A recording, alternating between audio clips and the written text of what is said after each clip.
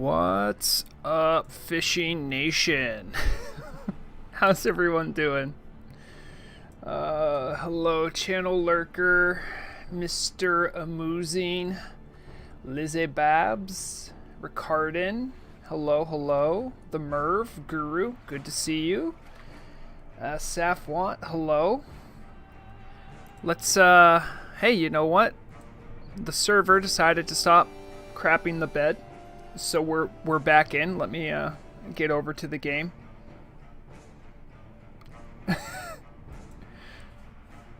that is not. Why is there picture in picture? What have I done? I don't know why that looks like that.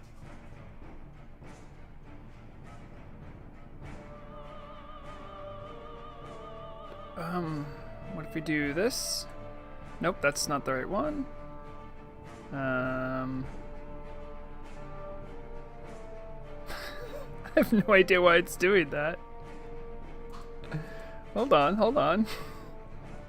Sorry, I took a week off from streaming and,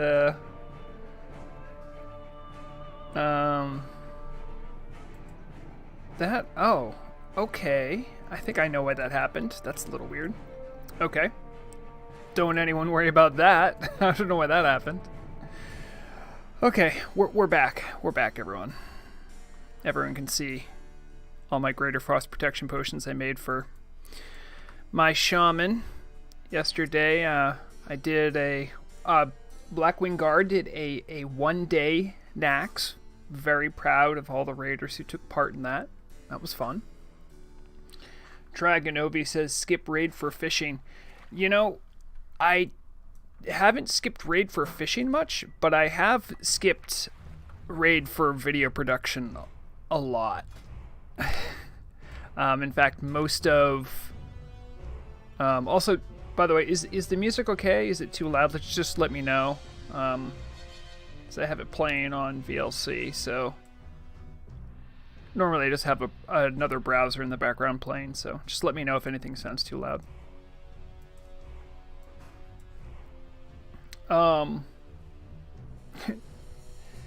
Yeah, there's I mean, I don't want to be completely cynical about it, but part of what was going on too when I was weighing whether or not I wanted to keep fishing with, raiding with Vrograg, or I wanted to move over to my elemental shaman.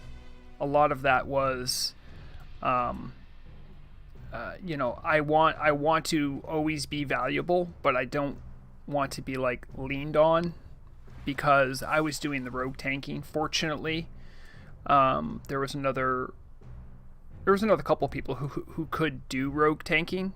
And Blades very graciously stepped up when I stepped away from Vrograg. But part of that is that, like, on the busy weekends when I'm doing video production or other projects, I was just like, I don't have time. Like, I don't... so it's easier to step out when the raid isn't depending on you to tank Patchwork and Resuvius. But I digress. How was everyone's, I guess 2 weeks, right? Because I haven't streamed in a minute. I have many tales. I have many tales from beyond the Grey Main Wall that I can't wait to share. How did I manage to escape Gilneas City? So,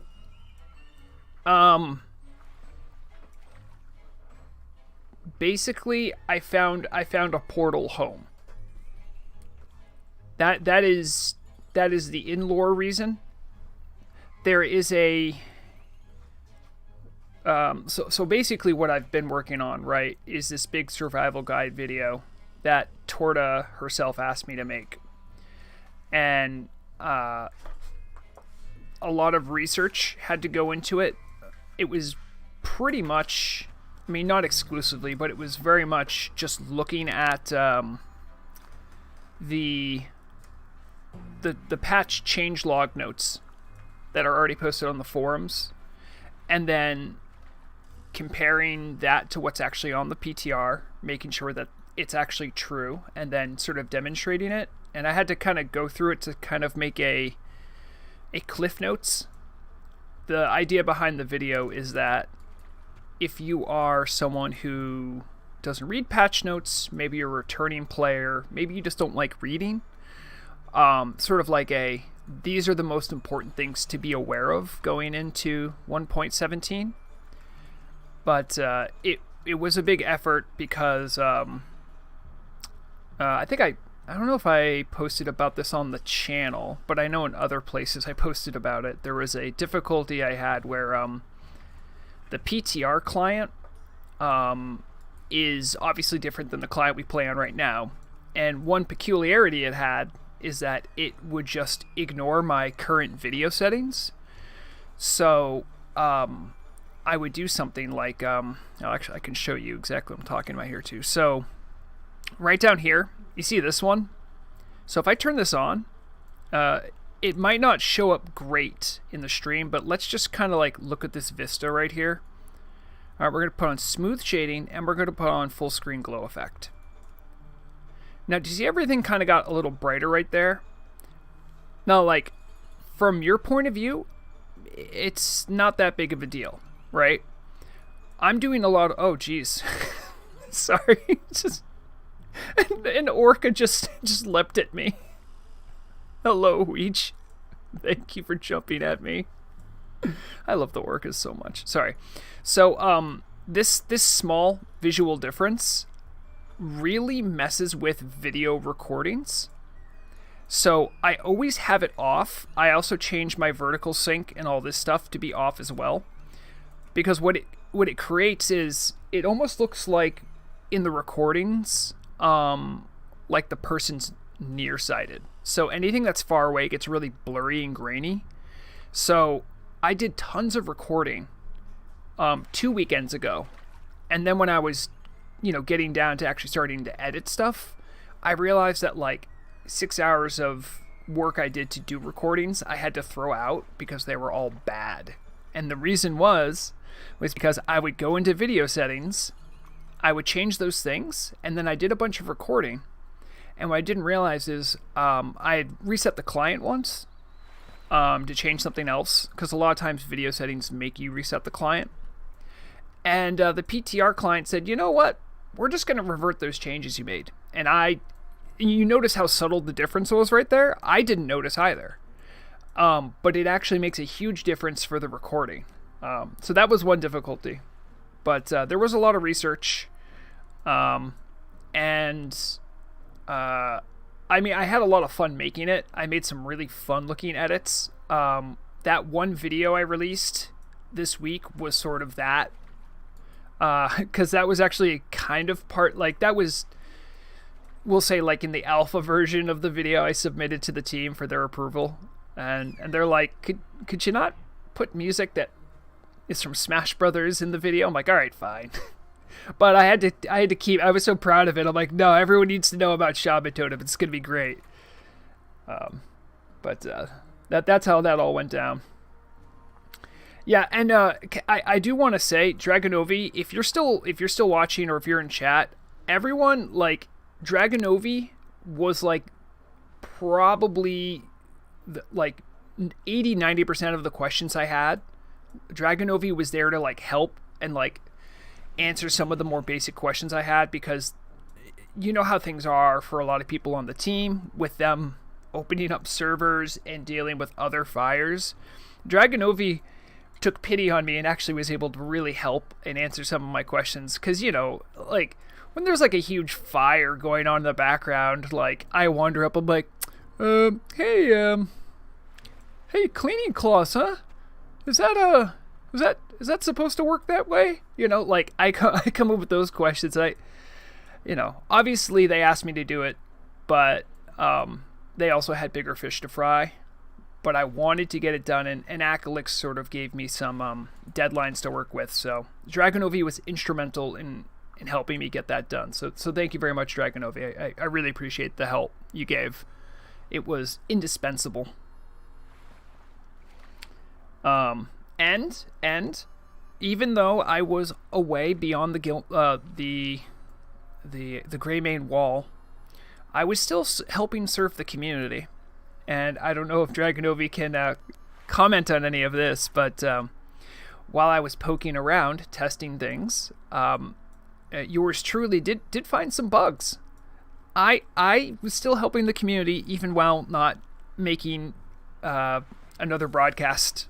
I aided the team in showing them that some things were broken. So you know what? When you're playing 1.17 and you're like, wow, they took some time to polish this particular thing. It could have been your boy Vrograg helping out.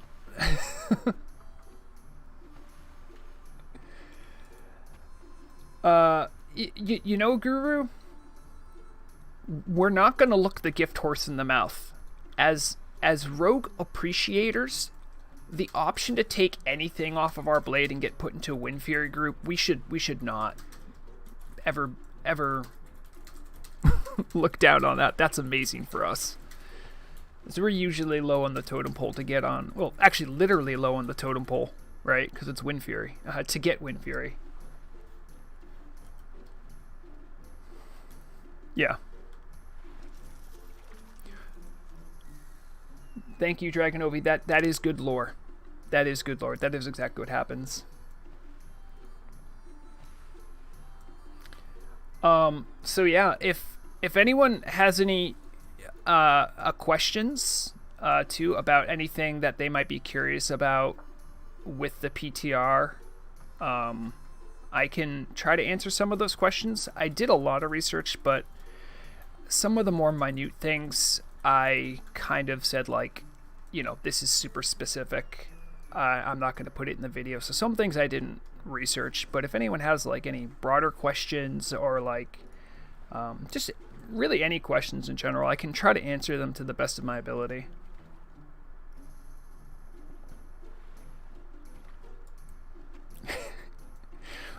Yes, Riddle of Lightning. They did not get rid of all the Solithids. There are still Solithids in 1.17. You wonder how many testers are on the team? I don't know if they're called testers. I think they're called quality assurance. I can't speak to that. I think a lot of them are in different time zones than me. Many times, though, I was the only person on the PTR, but I did bump into Dragonovi, usually after I pointed out something that was not working correctly, or I think I bumped into Shang, and then an art person who I can't remember their name, but they were very nice.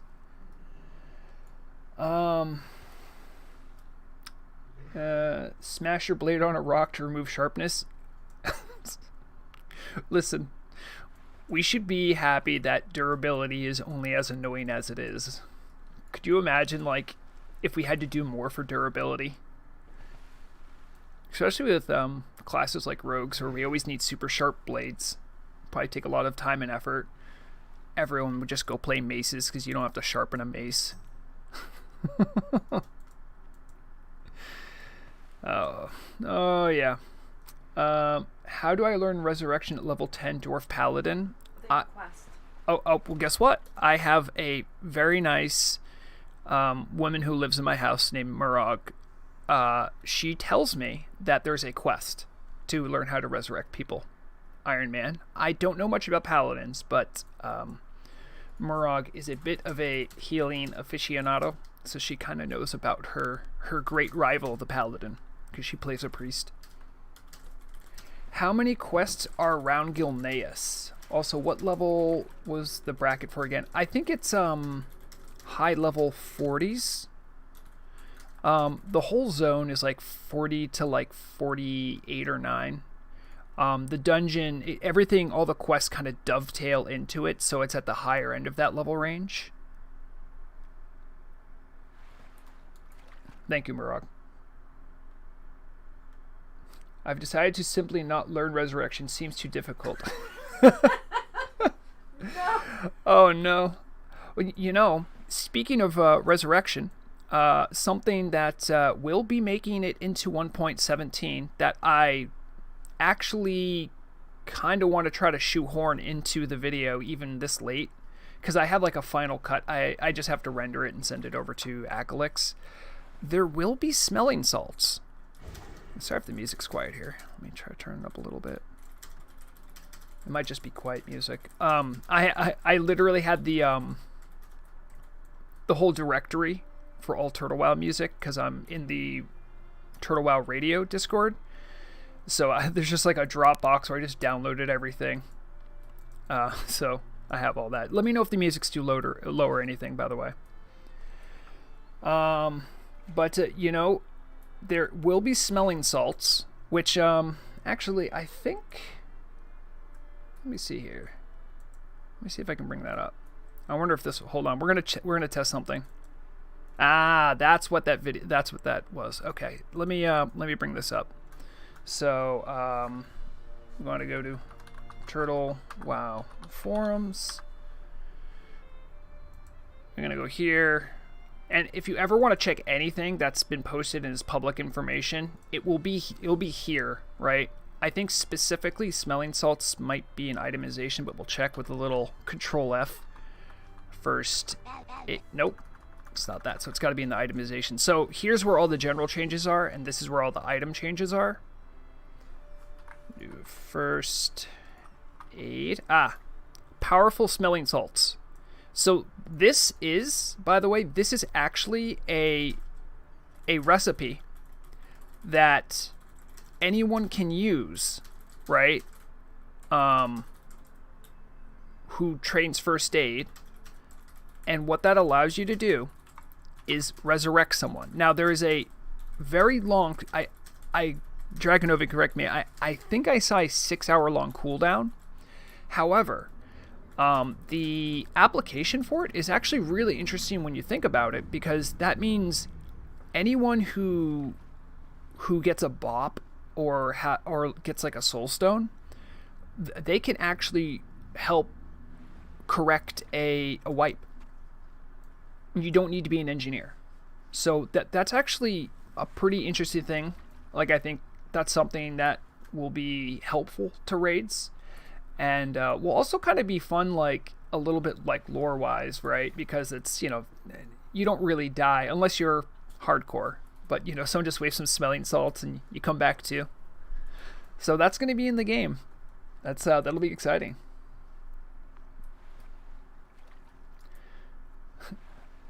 Wait, hold on. Let me see if I can catch up. Sensor pwned. How many quests are around? All right, so I didn't count, but there's a good amount, and there are a lot of new quests, and they aren't all just in Gilneas or Hyjal. There's going to be a lot more, and the reason I know that is because there is an achievement for getting a certain amount of quests done, and there's going to be a new one, and the difference between them is a big number. I don't remember this number, but I know I have a friend who's really into getting those achievements for doing the quests. Early on, when I think it was Torta that announced the new like lore master-esque achievement, and I was like, you know, Torta, I kind of did the math here. That's a lot of new quests. And Torta's like, it's possible to get that with how many things we're putting in. And I'm like, interesting.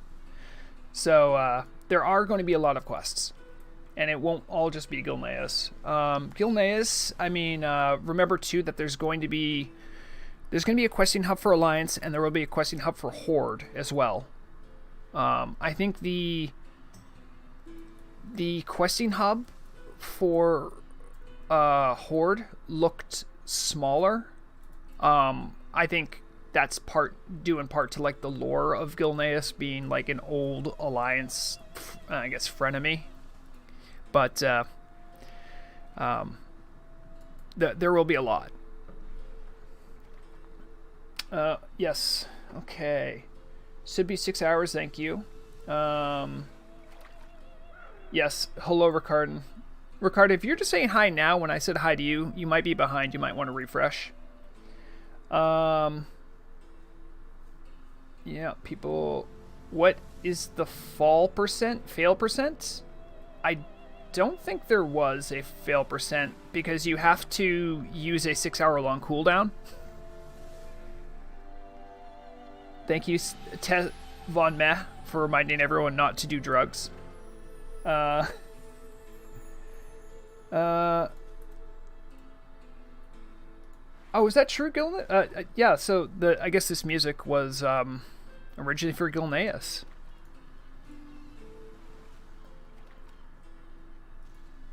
Oh, you got the full set, Ricardin? That's awesome. I think I can show it off here too. Let's go to Atlas. Ricardin is excited because they got the complete Scarlet Crusade set.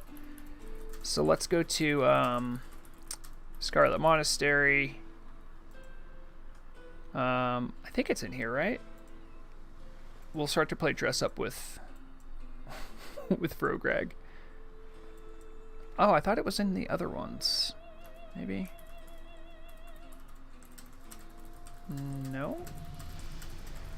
Oh, someone just leveled up. Grats. Maybe it's Armory where it is. Yeah, Scarlet Leggings. There's one. Scarlet Tabard. I'll throw the Tabard in there. Scarlet Belt. Scarlet Wrist Guards. Is that? Oh, that isn't showing yet. Okay. No,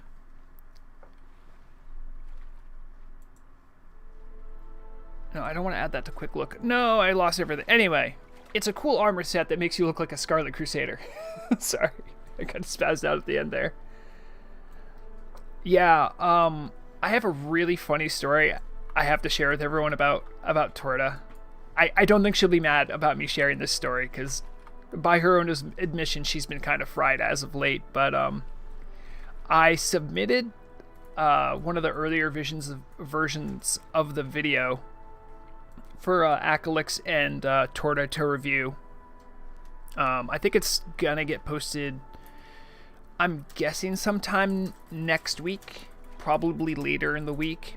But one of the notes I got from Torta said, hey, the tavern music you play during this section, that's retail. Like, we can't have that. We're gonna get, like, the video would get demonetized or copyright strike. And I listened back to it. I'm going, no, that's an actual Turtle WoW OST. Like, someone on the team composed that. And Torta kept insisting, like no, like, you need to listen to it again. So I literally had to send her screenshots of where I downloaded it from and the name of the track. And Torta's like, oh yeah, I forgot about that. That shows you how well some of the music fits into, like, the WoW universe. It is actually seamless. And I thought Torta was gaslighting me at first. I'm like, crap, did I accidentally download something from retail? What?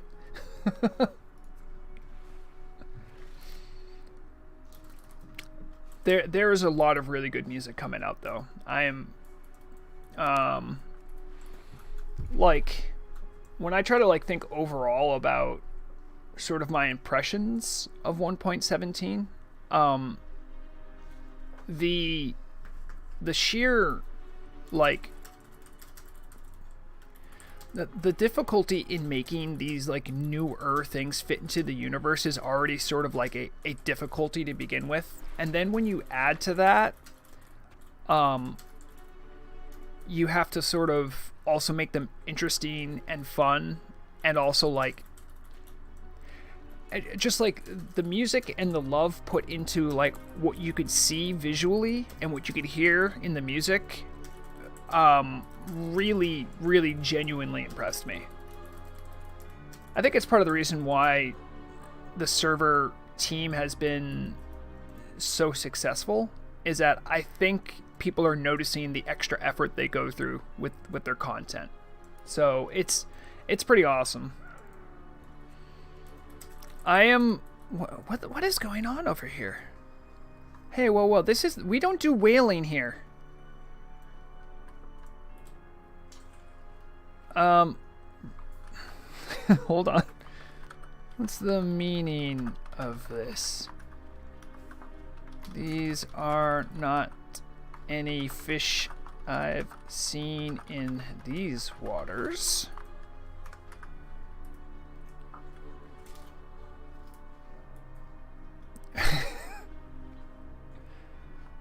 We demand your bloodfish. Oh no. I am sorry if I have offended your kind, mighty land fish.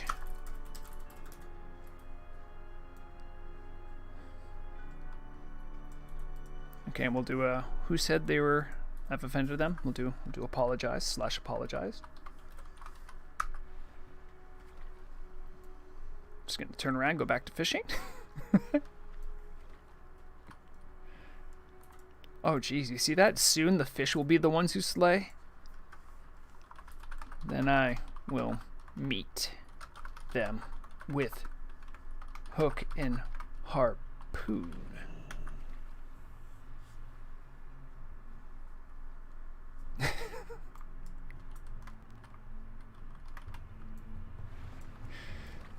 I appreciate the whale friends we have over on the docks. Thank you for coming out. I don't think we don't need to call the authorities. They're fine.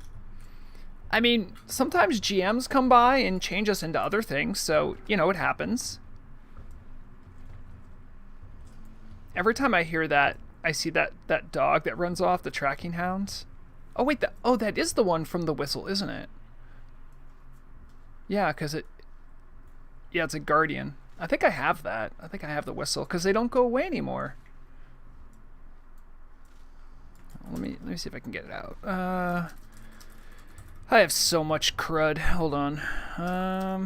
Everyone hang on tight. There's gonna be a Kodo on the docks for a couple seconds. All right, so we got to look for whistle. Oh, it was in my inventory. Okay. Let's equip that bad boy.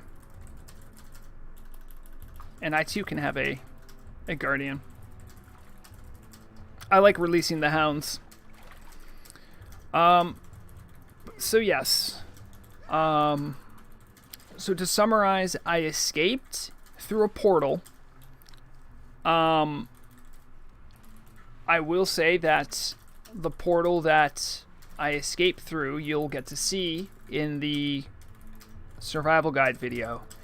And it is not a portal anyone can get to safely or logistically without cheats. But I was a raven, so I could fly. Something most people can't do. If anyone's familiar with like the old modeling of the old Karazhan Tower, there is a pair of griffins at the top and a gate with a portal. That's where like I do the introduction and like the outro while I narrate as a raven. And so the lore is I went through that portal to come back.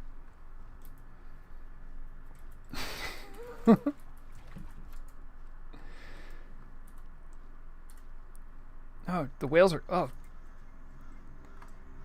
I really... Oh, jeez. Stink bug, I'd be careful. You have orcas circling you.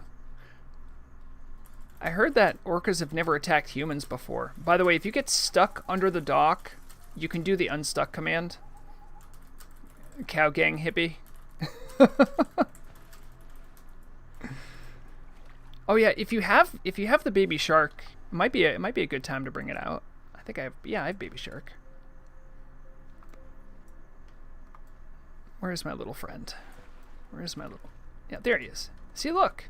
Look, guys. You have another fishy friend.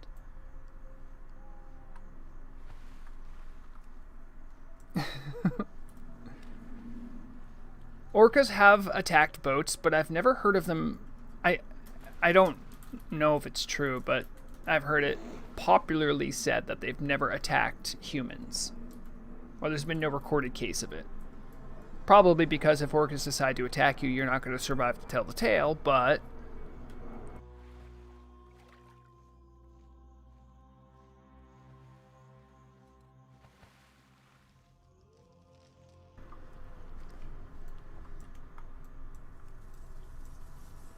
The yeah. So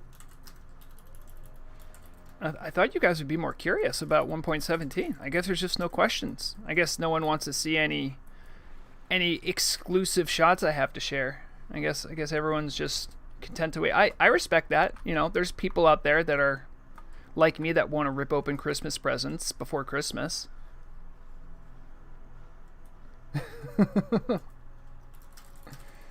How much do I value it? From 1 to 100%. I think oh, so like, I'm trying to think of what to compare it to, right? Because I think you have to compare it to what it is. So it's a patch, and it adds new content. So it would be like back in vanilla when they added something like the ZG patch, you know, and they added some new content. I would say I'm in the 80s to 90s. And I only say that because I can't give them a perfect score because I haven't played it yet. I've done stuff in there as a GM, but when you can just teleport yourself places and auto-complete quests, you don't really know what it feels like. So from a completely content point of view, from like just looking at the content they've added, I would say it looks like it's going to be like 80 to 90%. Some of the quests might suck, might be buggy. Some of them might be too easy. Some of them, you know, like, I don't know. Also, I'm not going to have the advantage of having someone to play through Gilneas, which is going to be a big part of the patch. So it's also, that's also an issue. I see we have a bear gang now. Okay. I don't think I have a bear pet. Let me check. I don't think, I have a moonkin. Does that count? That's like related, right? Yeah, I'll bring up my moonkin. There you go, guys. Where's my little moonkin friend? Where is he? Oh, there he is. By the way, if you have the moonkin pet and you do slash dance, it'll dance with you. Check that out. Check out those dance moves. I love the moonkin hatchling. I really don't have. I think that might be the only store pet I have. I'm trying to look. Like, well, I guess this is a store pet, right? But this is like a functional store pet. No, I have the tiny green dragon. That's true. I think those are only two. Yeah, Ricard, and I am pretty excited. You want some more Vrograg and Murog lore? Did you both play WoW before meeting, or one of you introduced to the other? I didn't really run anything by Murog, but I'll generally tell you what. Oh my! Oh look, he's hanging out between my legs like I'm the mama bird. He doesn't know. Sorry. So pretty much what I'll tell you what I tell anyone in game who's played around myself and Murog is, we're married. I affectionately refer to her as the woman that lives in my house, but she is indeed my wife. We met in high school. We weren't like high school sweethearts or anything, but we started dating after, well, like when we were nearly done college. Back then, I was playing, well, I guess you'd call it like original TBC and Wrath. That was my introduction to MMOs, and also was Murog's. I stopped playing Wrath way back then because I had life things I had to do and to get sorted. We did play Star Wars the Old Republic some years later when that came out. Murrog's a big Star Wars fan. And then we took a break from... She really had to take a break from that because she was doing her master's. And we had some friends that were going to be playing Classic, and we both wanted to give that a whirl. And of course those friends stopped playing, but Murrog and I stayed on. We stopped playing Classic after Phase 1 of TBC for a variety of reasons. Ooh, look at this. Ooh, we get a show. Brigorn versus Lightblades. Lightblades, go easy on him. He's got 10 level. Wait, you have 11 levels on him?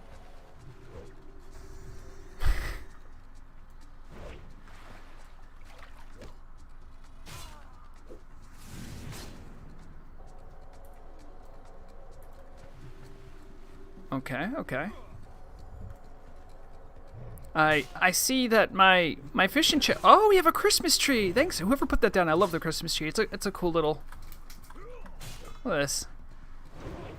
Now we have nice little parties over here, huh? Look at this. We have a tent. We have fights going on top of the tent. This feels kind of like Stormwind near the bank. I only know about Stormwind because I have bank alts that are over there. It gets kind of messy. I stopped talking about my stupid girlfriend. Don't worry.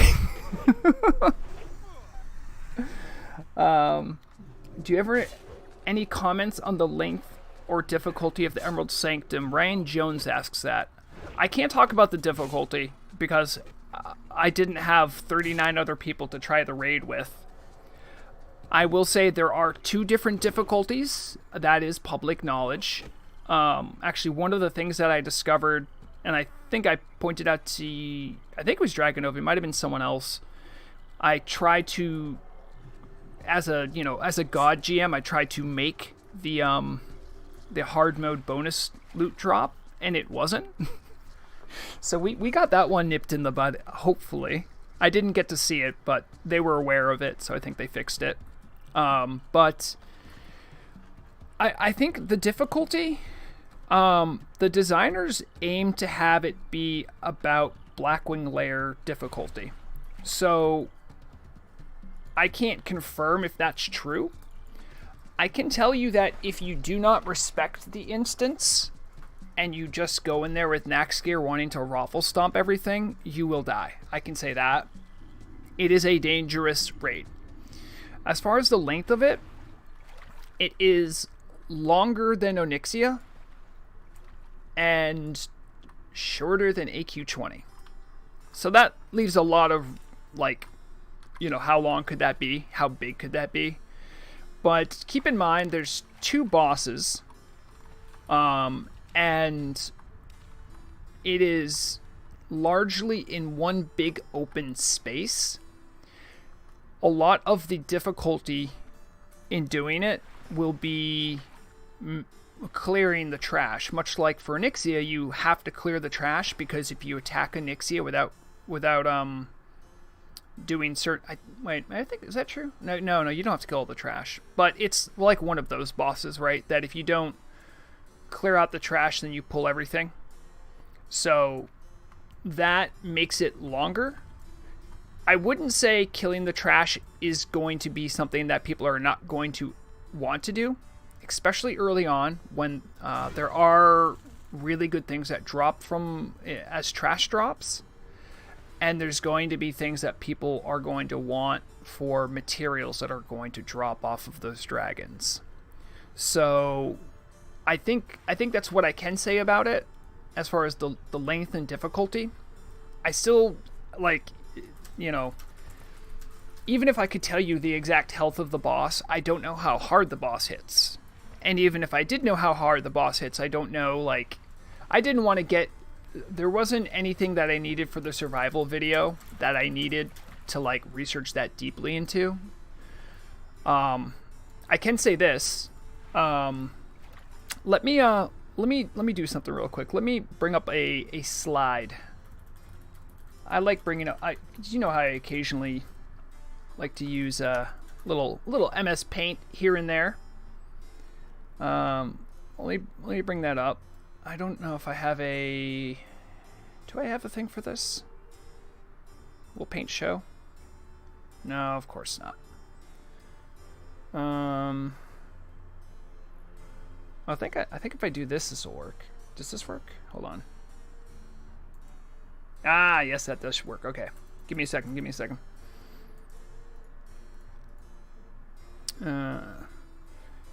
Because if anyone who's watched my news videos knows that I like making infographics, it's a passion of mine. Because I like conveying information to people in a very easily digestible way.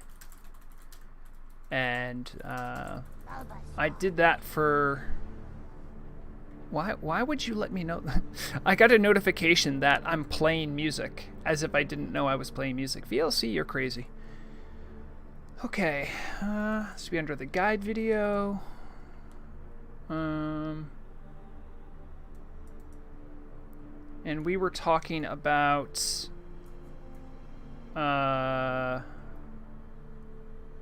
Emerald Sanctum. So let's open... Ooh, can I actually show that? Yeah. I believe I can. Actually, you know what? I won't even spoil anything. I will show you one part of a slide. And this should get some people interested. Here we go.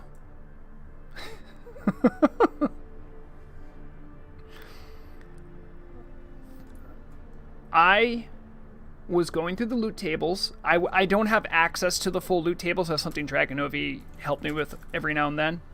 So I would have to go in as a GM. And I would just kill the boss and respawn them and kill the boss and check loot. While I was doing that, I did find something that was legendary. Murog was there when I said, "Oh my god, look at this." And she also said, "Oh my god, that's crazy." And you know what I did with it right after? I threw it out. And the reason being is because I also play on the server, and I don't want that spoiled. So a lot of times when we're talking about, like, you know, how does the fight look? Something I've never experienced in any version of WoW is new content being figured out. Because by the time I played like Wrath, right? Because at that point I was doing raids. But you have to remember, Blizzard does a thing where they... Oh, thank you, Cow Gang. Appreciate that. You have to remember that Blizzard, their PTRs would be playable mostly by the public. They would outsource a lot of their testing. But because of that, people could go into the raids and figure out how the raids work. So I've never done like a raid where people don't know how it works. I've never had to do that process. I've never had to be part of the sharing of that information. So I'm actually looking forward to that. So that's part of the reason why I didn't look into, and I don't have more to report on the fights themselves. I hope that makes sense. I can, I'm just going back to the comments here. What about the attunement? There is an attunement. I've been advising people who say, "Oh, I can't wait to do Emerald Sanctum the second it opens." I've been reminding them that there is an attunement.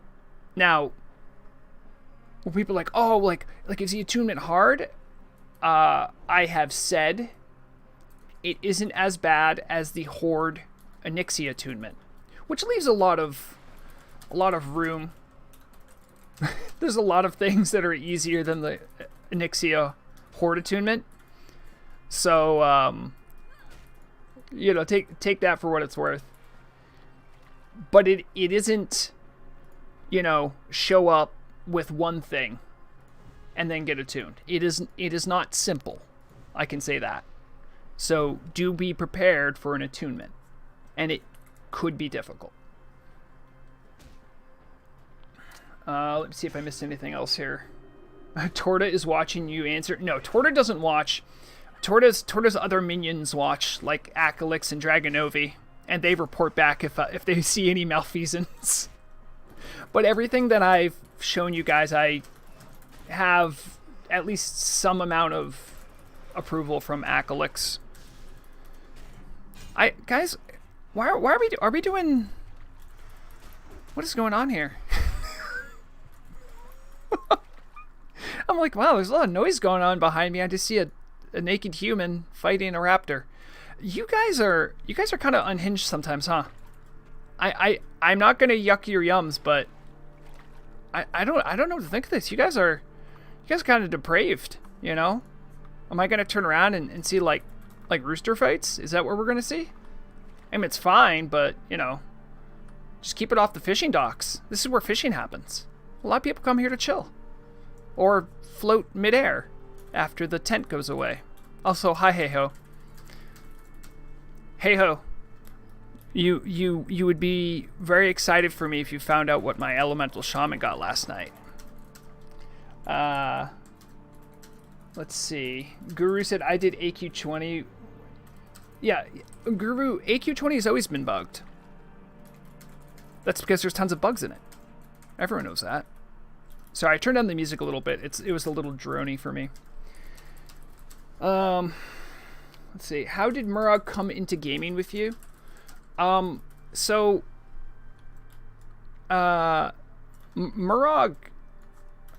is just a better gamer than I am.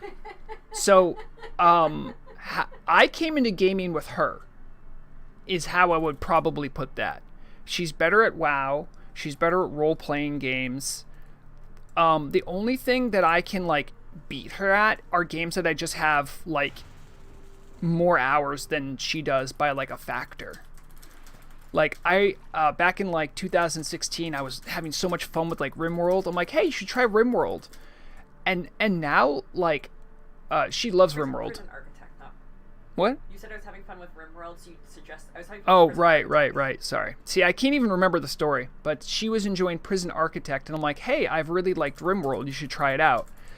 And now, like, I think she would actually be ashamed if she showed people off how many hours she's played RimWorld. I know she's looking up for it right now, but she's just so I came into gaming with her. I'm only a couple years older than her, so I actually have no excuse. She's just better than me. Yes, Merv, RimWorld is endless fun. It truly is. Out of all the other games I've thought of streaming, like the shortlist has been, by the way, Frizz, it was the Brimstone staff. So shortlist has been like, I would love to do RimWorld. I would love to do some kind of a Pokemon ROM hack. I would love to do Minecraft as well. And in general, like, you'll notice the similar line between all those things is that they all have a very active modding community. And it's because I really like what passionate communities can do to games. So that's why I've done Fire Emblem in the past, because I really want to get back to Andoran Saga, but like I've just been so busy. I've been having a lot of fun with that. I know it's not everyone's taste, but there's something about when a community really loves something. Oh wait, hold on.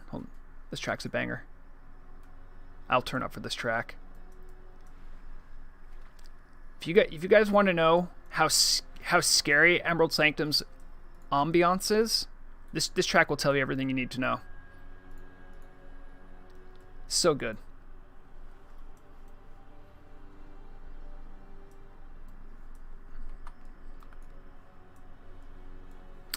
Let's see here. You know, Riddle, you don't need to punish the cows. The cows are fine. If they want to moo a bunch, they're welcome to do that.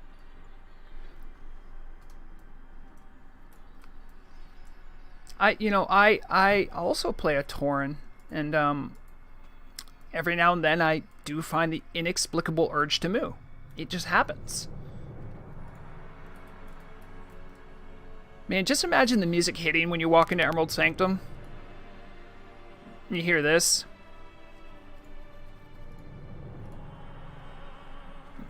Oh, y'all aren't ready.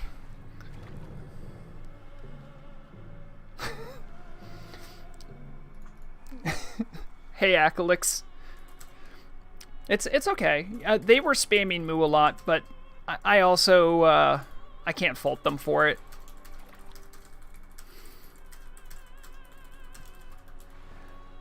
Duck Hunt is amazing. I think there's some softcore, some Turtle Wow and AIM. Okay, so oh, I see. Small chunks on a big plate in your Gucci. Yeah. I don't yeah, you see what happens, guys? If you moo too much, a GM will appear and look for a gold seller. And if the GM's summoned and there's no gold seller, you might not like what happens.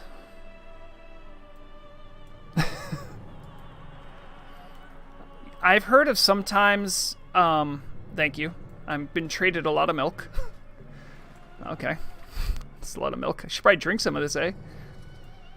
Hold on, I'll drink some of this milk. I'm not going to milk people. Thank you for the offer. I have plenty of milk, thank you guys. Oh no.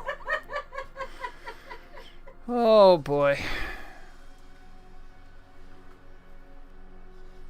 Yeah, I mean, if I moo sometimes because I'm clouded, the GMs will come and just change people into other things. I've seen it happen before. That's okay, guys. I have enough milk. See, I have enough. I have 25, and I don't even use mana, so it's kind of maybe trade it to someone else. Yeah, see, there's other people that want milk. You cannot have enough milk. Okay. It makes your bones strong. Oh, okay. Murug's telling me it makes my bones strong, so I'll take some. All right, 69 copper. You sold me. There, I'll just even trade. Aklix, if I can ask, the new gnome zone is a starter zone. My new level is gnome, and I don't want to lose the new gnome zone. So I can answer that a little bit, Ricardan. So the Gnomer Reclamation Facility is it's a city. It's a gnome city, and there's like a small questing hub in there, kind of like the ones you would see for the High Elves or the Forest Trolls, and you can do so. I think they're repeatable quests to get some Gnomer rep. And then after that, there's NPCs all throughout the city that have like level quests that like are at various different like spots and levels. So they send you all over the world to do stuff, and that will help you get Gnomer rep as well. It's a really good. I mean, I'm not like a gigantic gnome fan or anything like that, but I know some people really like gnomes, and I think if you like gnomes, the fact that they're going to have their own city is really a big deal. Let me see if I can I want to show you guys something. Hopefully what I show you won't get me in trouble with Akalix, but Akalix told me I could use some of the footage I gathered as long as it doesn't really spoil much. But I think there's something really salient that I'd like to show you guys in this vein about the Gnomer City stuff.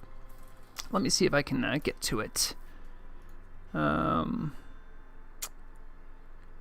trying to think of a good way to show it off. I don't have any good screenshots of it. Hold on, I think I have to pause VLC maybe? No. I can do somewhere else. I'll be back to all your stuff soon. Don't worry. I'll pick up all your milk, guys. Just give me a second. Maybe I play it in media player. I don't.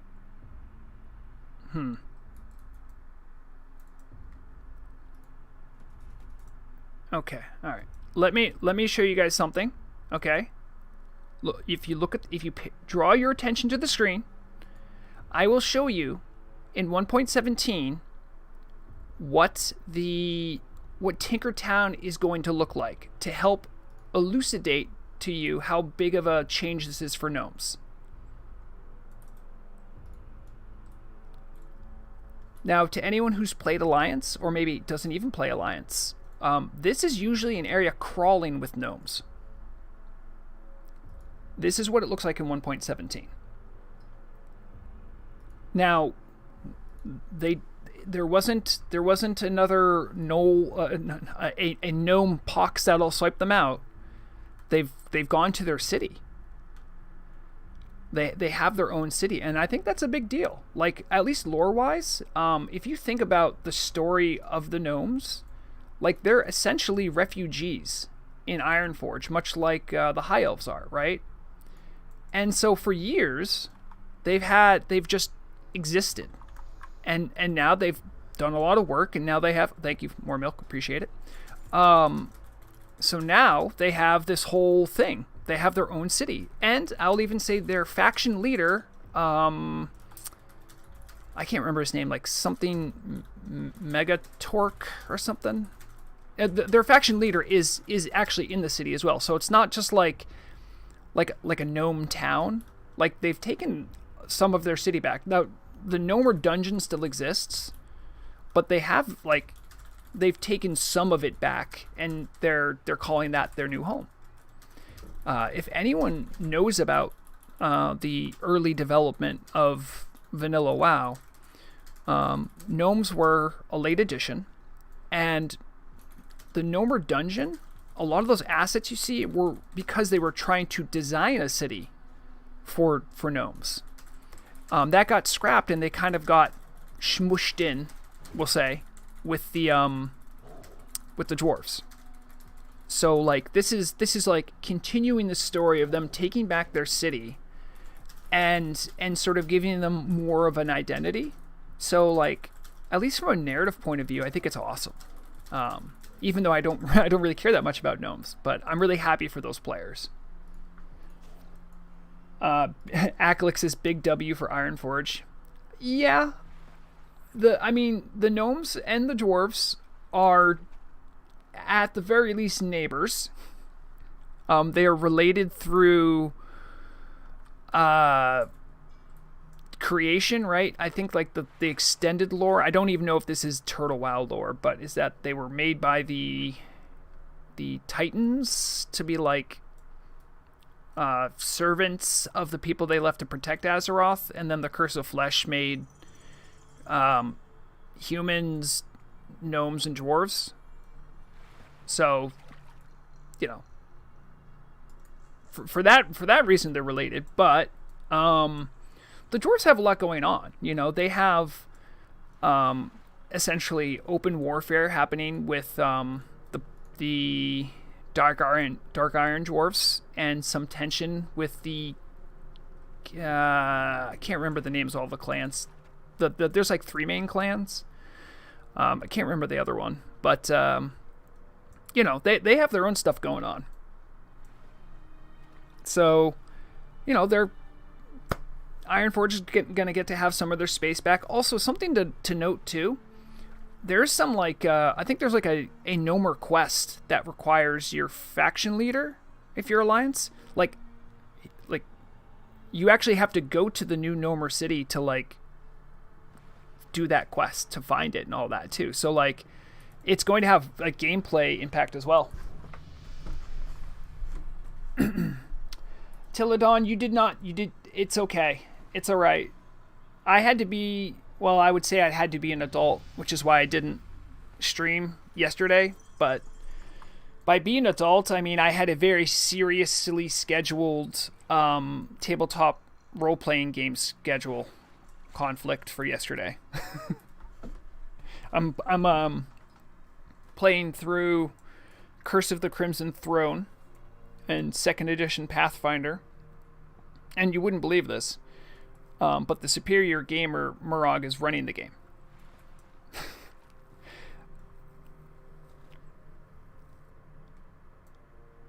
And just like the good TTRP player, you blame the dice. Yes, of course. I do have better than average luck, though. So, I enjoy tabletop games.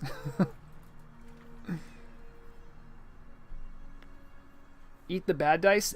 I used to do that. I had to go to the doctor. It's something like a blockage. But get this. When it finally came out, rolled a natty 20. So, was it really bad or did I fix the dice? You tell me. I don't have bad dice. I actually have good luck. If you don't believe I have good luck, let me show you something. Let me just show you something.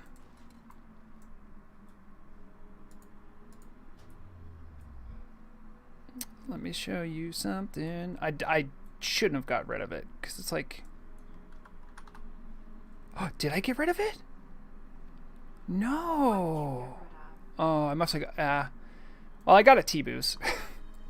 I got a T-Booze while I was leveling up hardcore. And I didn't do it because I was trying to get T-Booze. I didn't even know I could get T-Booze. Murug can vouch for me on this one. I was legitimately trying to just level up my lockpicking. And I got a T-Booze. So it wasn't like I was just like farming for those lockboxes that have T-Booze. Like it just happened. Bad guild you're in, Mr. Greenskin? No, I like Blackwing Guard. I've been with them for a long time. They're really nice. They also they're very inclusive. They also don't treat I'm trying to think of the diplomatic way of saying this. They're welcoming enough that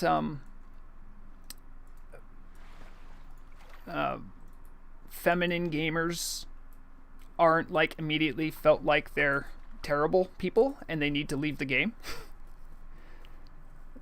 And because of that, they've garnered the interest of much more powerful gamers like Murog. So like they're actually pretty strategic when you think about it.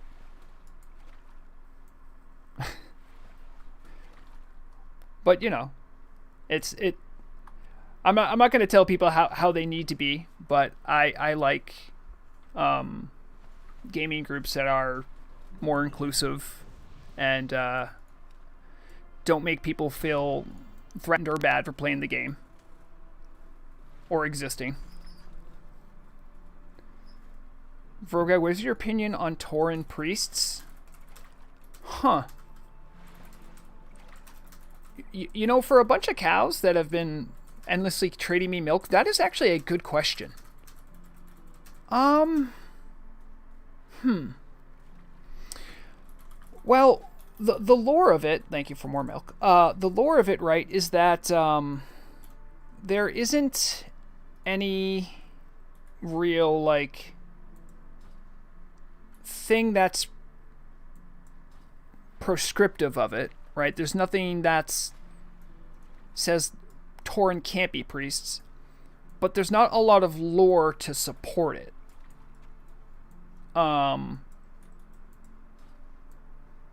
So like trolls in their society, they have priests. The Forsaken, when they come back to unlife, they remember their life as a priest. So I don't think I don't think it's like a quote unquote bad idea. I just don't know if there's a lot of lore to support it. I'm not against building that lore.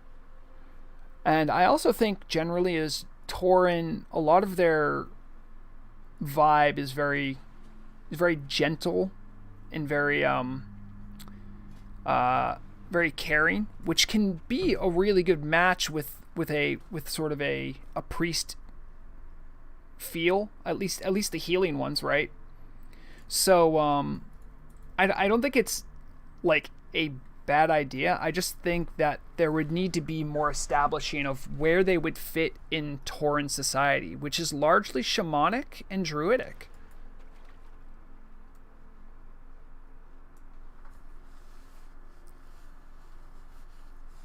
The old saying, "Holy cow!" They don't. I mean, that's probably the best point to support that. Is that yes, they say "Holy cow." I don't think they say "Holy cow." I think that's just referenced in game. If you can point to me in game where there is a Tauren who refers to themselves as a priest, I would say, yeah, that should be a thing. But I don't think there is. Tauren Rogue would be fun. Surely it can be explained because they can walk in the shadows of some... Well, I think the way that I choose... You don't have to agree with me. The way that I choose to look at rogues is... a lot of the lore around rogues is these are your scouts, these are your information brokers, these are your people who engage in subterfuge, these are your assassins.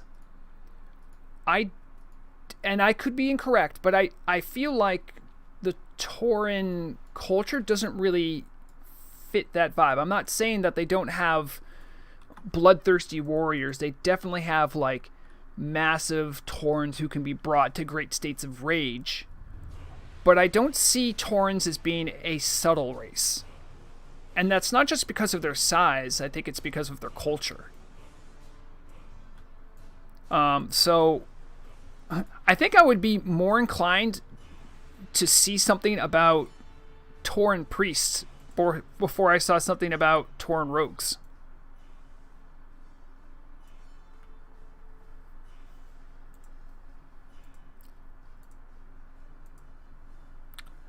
Fair interpret. Why not warlocks? I already have issues with warlocks existing as a class is already problematic. And I'm not saying that's because like warlocks are bad, they should go away. But like the larger lore implication of warlocks is actually kind of crazy when you think about it. Like warlocks are people that in the lore will like use super illegal in both the Horde and Alliance magic to just like do obscene things in their thirst for power. These are like generally villains. Now, I say that knowing that the Forsaken are in the Horde, so that's another discussion to have. But the fact that the orcs allow warlocks is a tradition. Like in the past they've had warlocks, but the orcs have done a lot to separate themselves from fell magic. And that is in the lore. And the fact that Thrall just allows them to exist in Orgrimmar.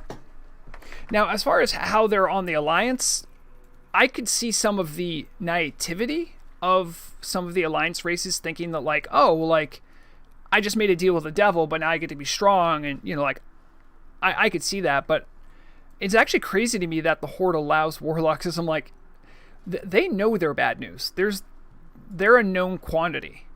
So why no Tauren warlocks? I think I think my read on that, outside of why warlocks are a little weird to have around, is that much of the Tauren culture and custom is very communal and not very self-serving.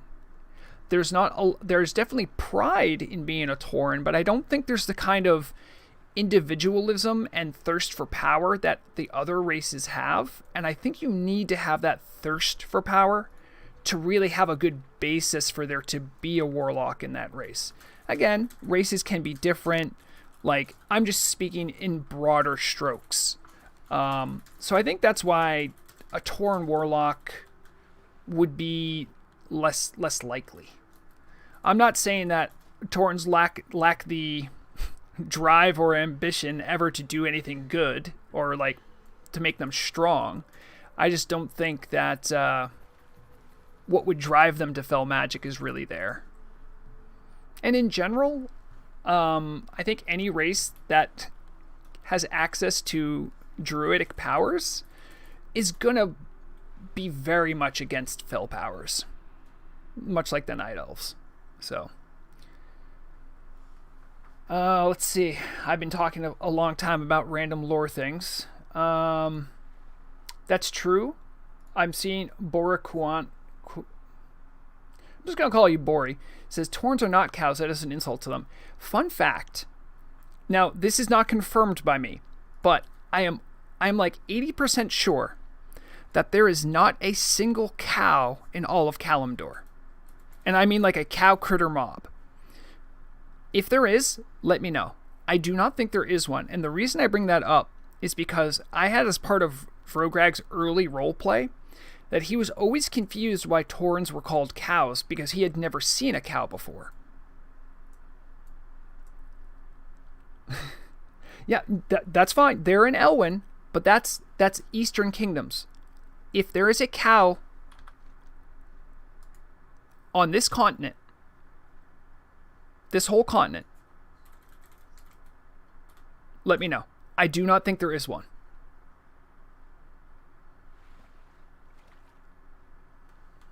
The secret cow level doesn't exist, Iron Man. Everyone knows that. Anyway. How about undead paladins? Boromir? Boromir, the actual son of Gondor. Quite esteemed company we have. Boromir, about undead paladins. I already... The lore around... There's a lot of flexibility you need to have with accepting that there are light-wielding Forsaken, just to begin with. If anyone's watched Platinum WoW's videos, I think he went into something about light-wielding Forsaken, and in the lore, like parts of their unliving body will get like parts of its life back, and they could taste things. They could like feel the bugs wriggling through their corpse, and it was really unsettling for them.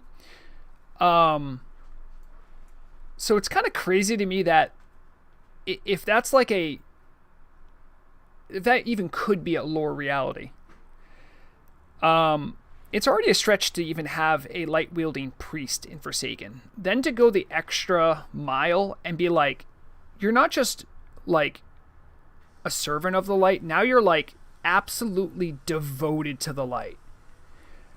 I think it's something that could happen as like lore-wise, but it needs a lot of explanation.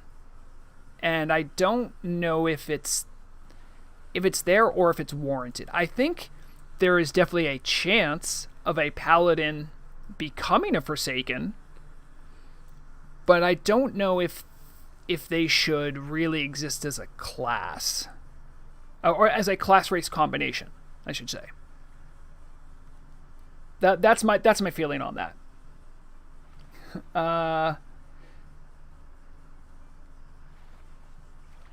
So I'm just looking back at chat. Everyone's telling me there are cows in Eastern Kingdoms, which I agree with. There are no cows in Kalimdor. Kalimdor. Kalimdor. This continent. Not this continent. Not this continent. There are cows here. We know there's cows here. No cows in this continent. There are Tauren here, but there are no cows. like the cow critter mob. If there is, let me know. Cows evolved post sundering. Apparently, it's okay. The sundering didn't. Oh no, the sundering did happen. I thought you meant like cataclysm. Well, the cows, the Torns existed around the time of the sundering, according to extended lore, I believe. I could be incorrect about that, but I think that's true. They were initiated into the rites of the Druidic orders like around the time of the sundering. So they exist. So they're not. Yeah, they fought with Malfurion. Yeah. Murag's saying they fought with Malfurion. So no, the Tauren are not mutated cows in the way that elves are actually mutated trolls. Like, that's actually correct. Taurens are not mutated cows. That's like saying a Gelkar is a horse. It's like they have some similarities, but they are not the same thing. And that's why I never call Taurens cows, because that's rude. Now, if they want to roleplay like they're a cow and surround me and give me 116 milks, you're welcome to do so.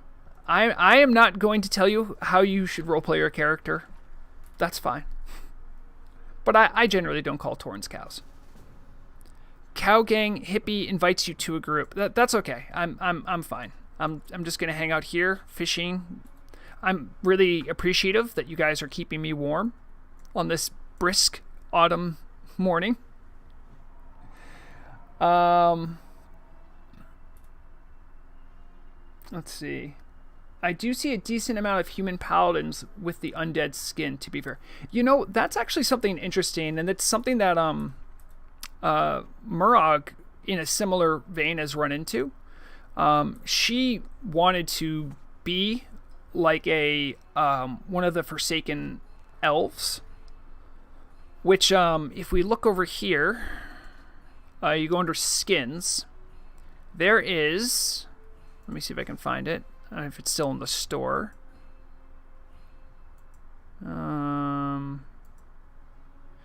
She wanted to be a dark elf, like a dark ranger high elf. She's been playing a rogue with this skin, and she's tried to like do like a little bit of roleplay around it, right? But to have this skin, look, you have to be high elf. So if she wants to be allied with the Forsaken, because she likes that lore, she has to be a high elf. Now, that's a limitation of the game engine. Like, the skin only goes over high elf, so okay, I get it. But that's unfortunate.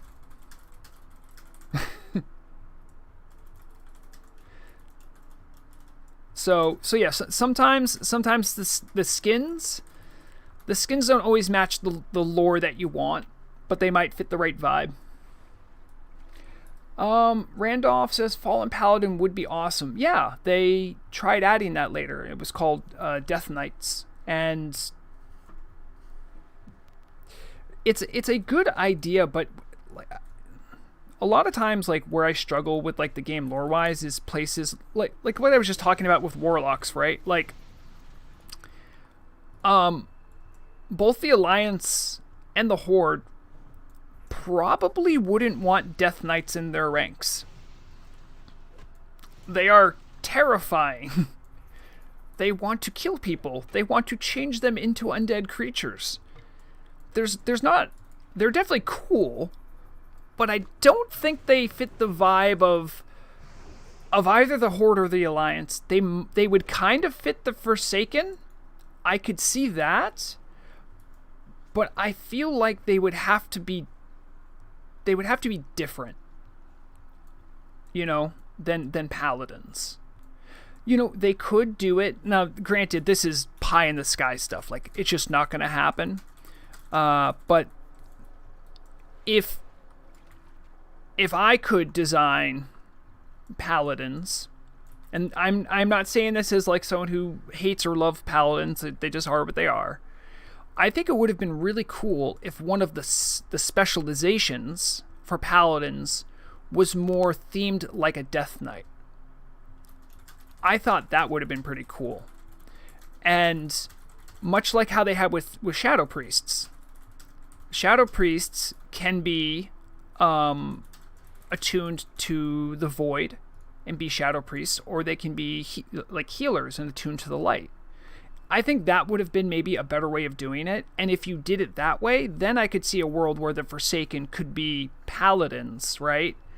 But it's because they exist as sort of a variant, like a darker variant of a paladin. But that would require a lot of redesign. But I don't think that would be prescriptive. I think that would be if you're going to have a reason for Forsaken to have paladins, I think it would be for something like that. Much in the same way why Forsaken can be priests. Channel Lurker says it's utterly ridiculous. B101, I have not milked a single person. I will say that there are many people handing me milk, but I appreciate that you think I'm milking you. If being near me helps you produce more milk, that's good. You know, I'm pretty sure let me think about this. Every race in the game is mammalian, right? I think orcs are mammalian. So I think everyone can produce milk.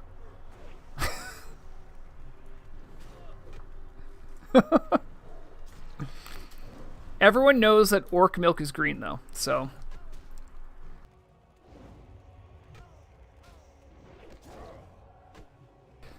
Oh, interesting, Boromir. If that's true, that's actually a pretty cool idea.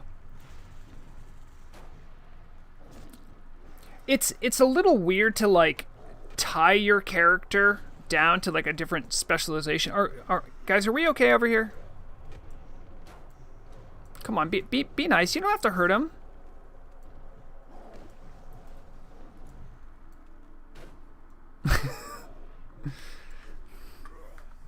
Be nice to the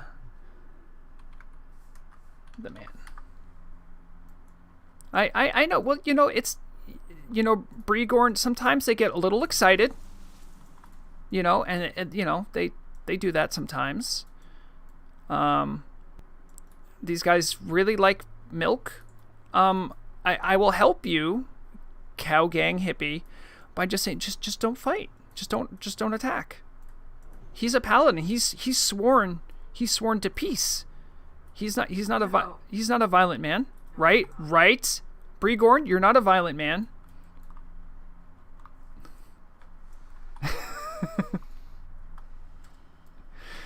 Just be nice, everyone. This is a dock for fishing. This is, if you want to fight, you fight on land. This is where the fish roam.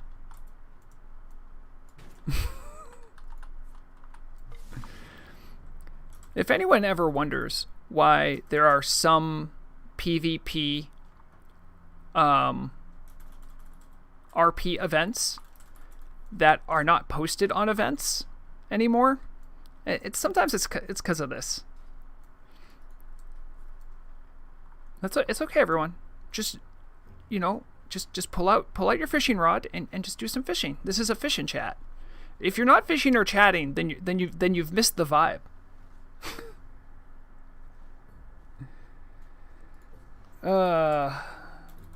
Also, PvPing during RP events. Yes, exactly. But that's only on ones that are GM supported, and you have to apply to get them GM supported. Yeah. So. Because you can do a PvP RP event. Yes, you can do PvP RP events, and they can be GM supported as well. And generally they have certain rules about those things. If anyone remembers my interview video with Gior and Deacon, there was a lot of chat about how like those events go down and stuff like that. There was the extended interview as well, where there's more like, you know, they have the actual event, and if people come by, I mean, I would say like 9 times out of 10, if you're just watching, it's not a big deal. You might be asked to join, you know, but you can watch from a distance. You know, that's generally not offensive to our peers. And and if you're asked to join, you can say in character or out of characters like, no, I'm just watching. Sorry if I'm bothering you, and then just don't be a guy who like jumps all over them and messes with what they're trying to do. And that's just the general courtesy of it.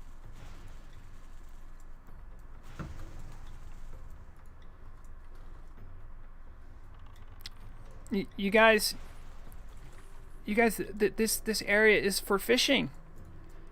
Hey, APOC and Guru, could you give me a hand here? Maybe just, shoe them. I know you are bloodthirsty rogues of the Alliance. I never had control, hey-ho. I never had control. But I can't do much to shoo away cows, as they call themselves. Yeah, I mean, if someone's just hanging out and fishing, you don't got to attack them. This is a place for fishing. It's not a place for violence, unless it's about fish. We like catching fish. Also, it was good to see the. I have two of the other greatest rogue tanks on the server here, Guru and APOC. Our time's almost up, guys. It's almost over. It's almost gone. Oh, you got Bregorn. You got the tabard. Oh, you got the. Oh, right. You have the Argent Dawn tabard. Hold on. Let me. Yeah, that's. I'm pretty sure that's the Argent Dawn one. Yeah. So you were able to buy it. That's good. Cause in like classic and vanilla, this tabard is pretty much only during the Naxxramas invasion. Yes. You have to travel to Eastern Plaguelands and talk to the quartermaster over here to get it. I think you still need Exalted with Argent Dawn, right? I think you do. Yeah. Yeah, if you want it, I'm pretty sure you need Exalted. I might be wrong about that. I don't think you need Exalted. You don't need Exalted? Okay. I think you need some amount of rep, though, no? I'm not sure. No, I'm not sure either. Let's see. The only really exclusive tabard I have. Let's see if I can get that out here. Let's. Your ugly one? I have a very ugly one, but I will never get rid of it because it was a journey. It feels like a lifetime ago. The tabard of the Immortal Guardian. Let me get some light here. There it is. That's the tabard you get if you survived as a hardcore. How much gold did you part with? I think the tabard of the Immortal Guardian was sent to me when I finished hardcore. I can't remember the Argent Dawn one though. I think you can look that one up though in Atlas Loot.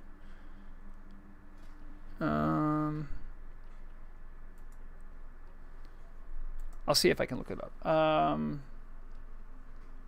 Argent Dawn. Yeah, see, so it's here. It probably will tell me. No, maybe not. You know what though? You know what? Let me bring this up on the old browser. Oh, don't worry about that. That's just VLC letting me know it's still playing music. Argent Dawn.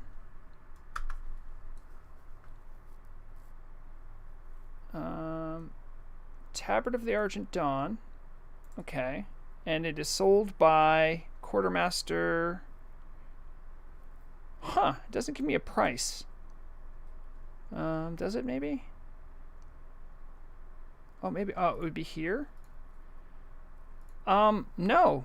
Doesn't have a listed price. I still think there is a price. It doesn't look like it's. You want to make sure you're looking at it from the vendor, not from a quest reward, too. Oh, I think this is the vendor because this is sells. Yeah. So yeah, I'm not sure if it costs money. It probably does, but I don't know how much it costs. So I can be more. Oh, elemental water. I'll take that. Thank you. Yeah, did everyone like having Vrograg yesterday?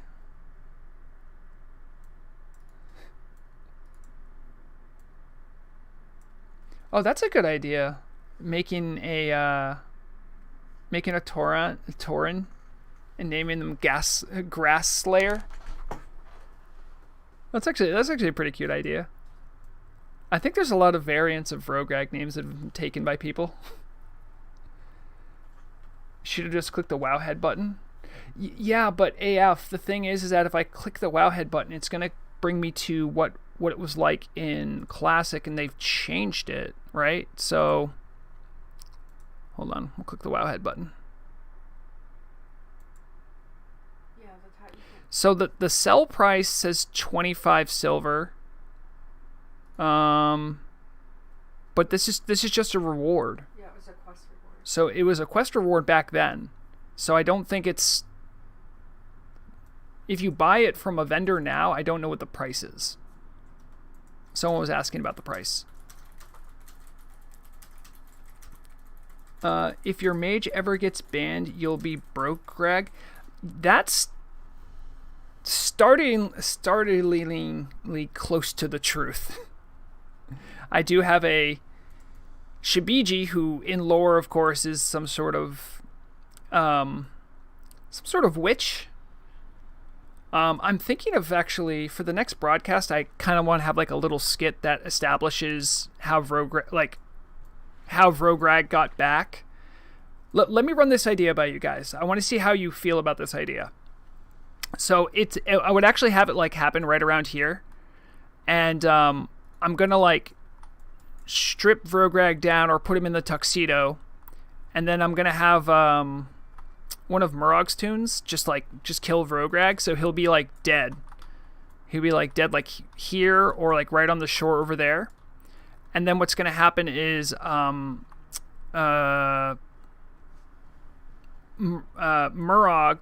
will like come in off screen and resurrect Vrograg, and I'll give her like a couple voice lines. It's okay. She said she's okay with it because she's a theater kid, so I know she'll do it. And then on the other side of the screen, I'm gonna have Shibiji walk by and then just be like, like, oh Vrograg, about time you got back. You have a new show to do. And then I don't know. Maybe I'll have like Murog make some sort of quip. So there can be like a storyline arc with Vrograg and the tension between Murog and Shibiji. That's all I have. That's the only idea I had, though, to establish Vrograg coming back. Vrog, that sounds like an insurance scam. You can get gold just farming. No, I'm not. There's no insurance scam. I make gold because Shibiji is an herbalist and a miner and a mage. And so I do lasher farmings and I pick herbs and I do mining. That's what I do. Oh yeah, you know what? B101, that is a good point. If anyone's watching and hasn't subscribed, you should definitely do that. And I'll tell you why. Let me see if I can also bring this up. I gotta make sure it doesn't have any like sensitive information on it. I don't think it does. Oh, it does have sensitive information. Give me a second. Okay, I think I can show this. Obviously, this is my YouTube channel. All right. Do you guys see right here? Let me just. Do you see this? Do you see this? Do you know how close I am to 2,000? If you subscribe now, you could be the person who pushes me over. It could be you. Will it be you?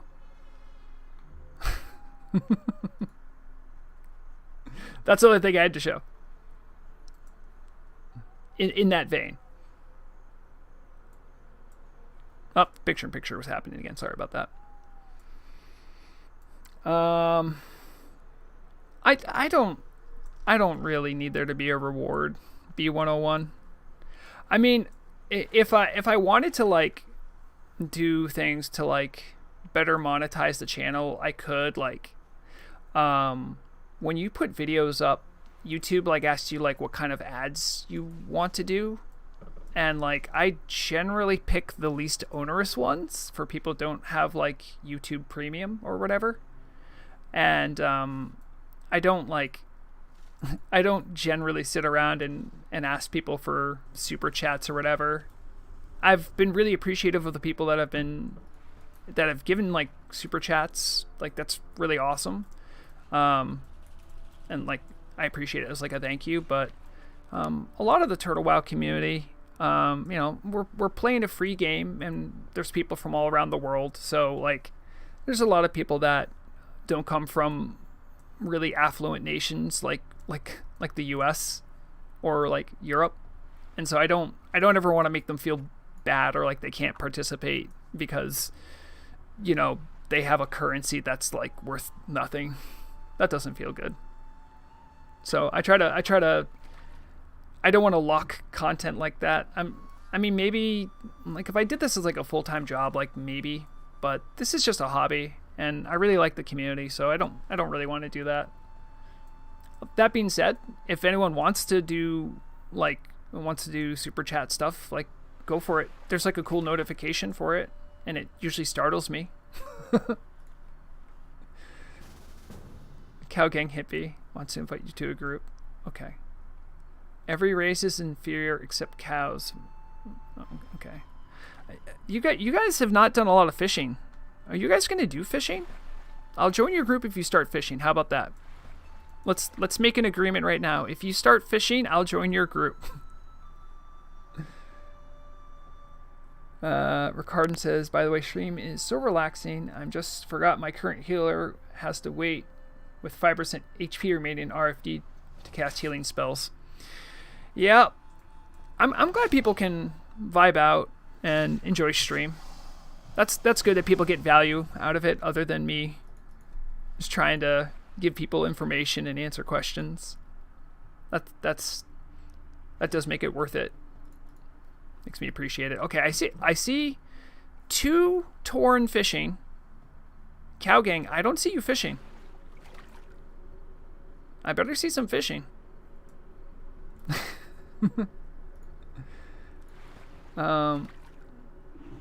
Channel Lurker, Healer was an interesting class for me to play a while ago. When I played Healer, everyone wanted to tank. Yeah, that's kind of how it goes, huh? Can you fish in Molten Core? I don't think that's real. I don't think you can fish in Molten Core. And I say that because I thought you could walk on lava with water walking in Molten Core as a shaman, and you can't do that. So I don't think it's the same thing.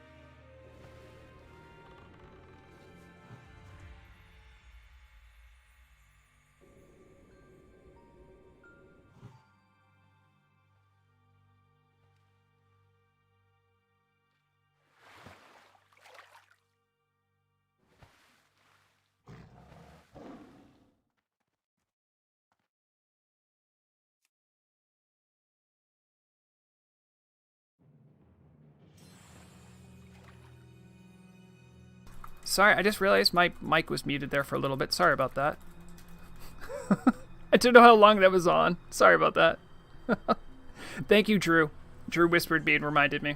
Drew, you're a real one. Because I hear you twice, I didn't even put the 2 together. Sorry, yep. I have a mute button for when I need to sneeze or cough or vape. And I think I accidentally hit it. Hopefully you guys can still enjoy the music, even when I'm stupid and hit the mute button. I was remarking that someone said, on God, Vrograg, they're learning to fish right now. And I was really happy. Everyone should learn how to fish. It's relaxing. And you never know what you'll catch. There is like a... there's like a different loot table than what was in like retail or like vanilla or classic. So you can find really fun stuff. So B101, all the music you're hearing is from a repository that the team didn't know I had access to, and I just downloaded every OST they had. So I can let me see if I can. Let me see. I think this might be a cool thing to add. Let me see if I can. Give me a sec. I'd like to like leave it up so people can see what's playing. Trying to see a good way to do that though. Give me a sec.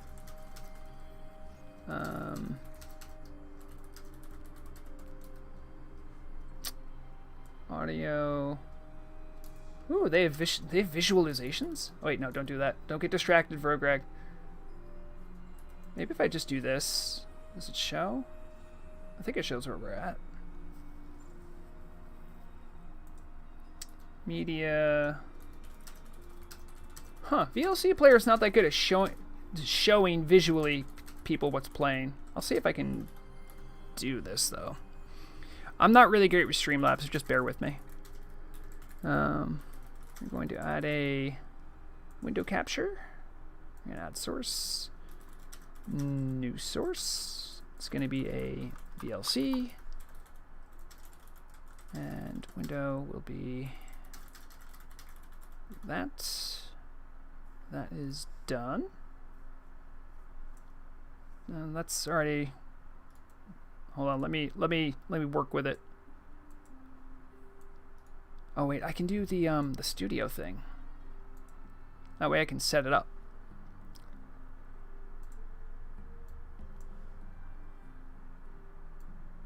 Oh, then I have to crop it. Sorry, I don't generally do this during stream, but I think it's a good idea.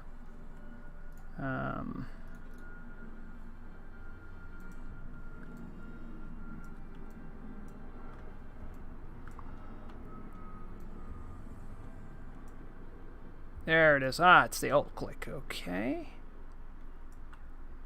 And then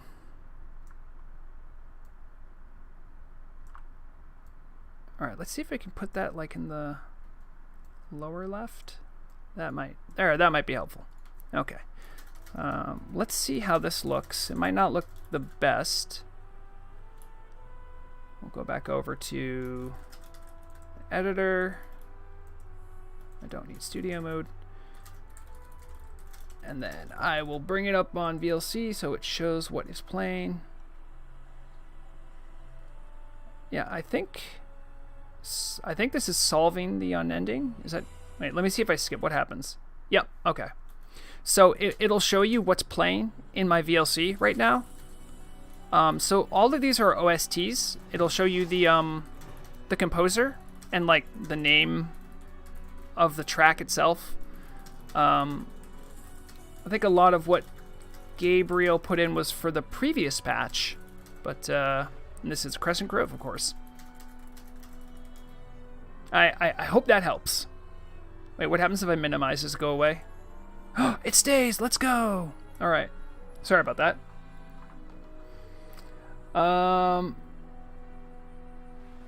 Acalix, the radio Discord that I have access to, there was a link to the Jamie had a link to all of the music tracks, and I just gobbled them up like a greedy little goblin. And they're all mine now. Aglix, did I tell you about Torta not believing that one of the tracks was an OST and thinking it was from retail? That really happened. Careful what you ask for, guys, because Acalix is a lot more protective of Vrograg than Vrograg is. If you get on Acalix's bad side, you might end up teleported somewhere or actually turned into an actual cow. I don't know. I can't promise anything, and I can't threaten anything, but sometimes the GMs get a little crazy.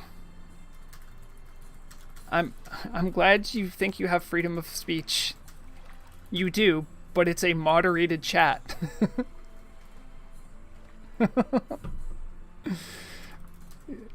I'm sorry. I can't tell you how many times I've been in YouTube or Discord and I hear people, and I'm happy that people will come to me to say like, hey, I think like I was unrightfully banned. And if their story's like convincing, or if like they seem like they're genuine, I'll often look into that for them in case there was something that kind of went a little haywire. But like every time I've done it, it's just been them saying really out of pocket things in public, and then it's the GMs asking them to stop multiple times, and them getting server muted. And then after they get muted for a little bit, they'll come back and do it again. Like, there's one case I had where someone got like 5 different warnings or mutes before they were just banned. And then they came to me and they're like, I was unrightfully banned. And like, I looked into it and I'm just like, I don't think that's the case.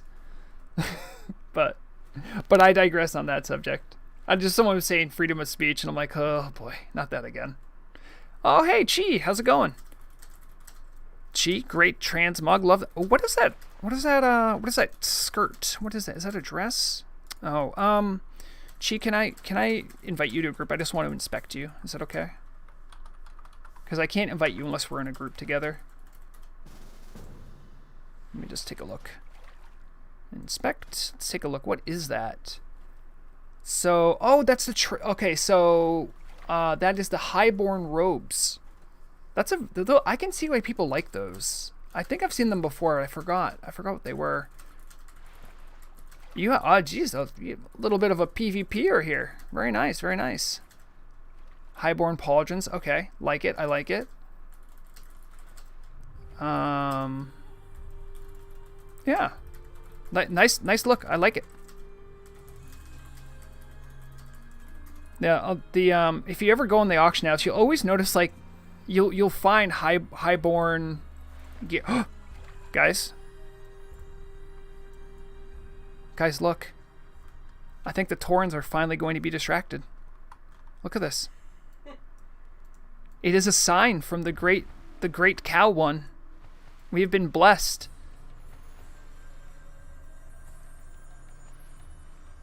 It is the cow of legend. What? All right, everyone, quick. A cow deity has appeared. Kneel, quick. Oh, no. Oh, jeez. I don't know where it went. Maybe it's still here. Yeah, I think we got clipped by render distance because the river's right on the border. That or Acalix hit a button that made the cow too big. Wow. The cow deity spoke to us and said moo.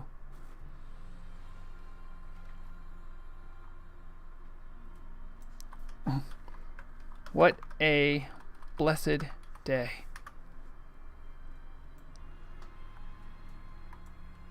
I don't know. That looked like a female cow, guys. Also, cow I think is a gendered noun because there's bull.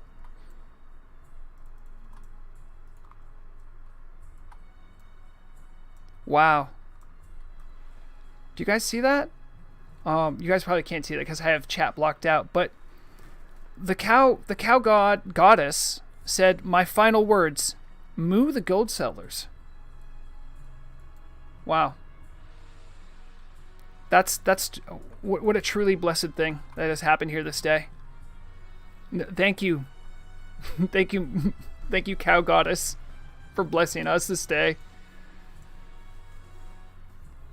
Anytime I see people at Discord saying like, oh, like, this server's crap, I'm gonna go play gonna go play retail or go play classic. I'm like, but you don't really get GMs, do you? I know they exist, but the ratio is really different. I love our GM team. Yeah. By the way, that was the first time a cow has been in Kalimdor, I think. Oh, careful, guys. There's a croc. There's a croc here. We took care of it. Thank you, by the way, too. Last week when 2 weeks ago when I was here with Vrograg, you guys really helped defend Vrograg. Vrograg kept aggroing Crocolisks. Oh, let's see. I don't think the music, did it update? No? There it is. Okay, I'll keep that up. I think that should keep updating. There it is. Let's see. Someone who keeps misspelling my name says Vrograg and inviting me. Oh, Vrograg invited me to. There's a Vrograg. Who is Vrograg? Oh, I see. Someone made a tune called Vrograg. All right. Did you just appear from the sky? All right.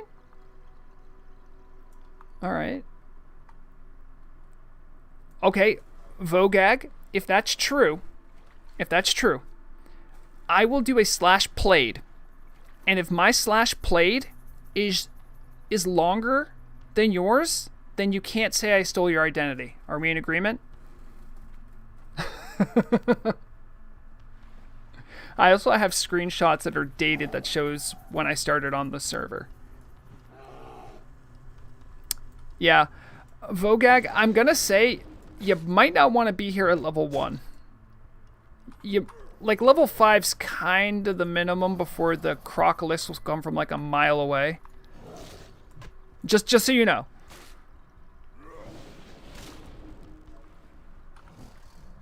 Let me see. Where was my skinny knife?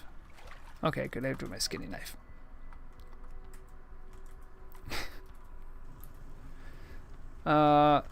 I've used this song, by the way, Heated Concern. It's actually a pretty good song for for videos because it's not too loud and it's kind of atmospheric. I've used this before. I know I have. Let's see. There's a couple messages on that right now in general chat. Oh, there's people in general chat asking for stuff? I didn't even... Oh. I thought you meant world chat. I'm like, I don't know if I want to go to world chat. But yeah. Oh, I see what you're saying. In TWOW Discord. Yeah. I think Acalix is okay with me sharing this. Acalix, if you're listening, just let me know. But I'm gonna show the thing you posted today about how many appeals you got recently. Let me see if I can just screenshot that. Sorry. Okay, I'll bring that up on the old paint.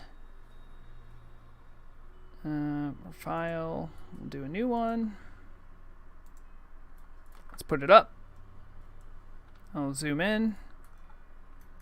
And when we will go back over to this.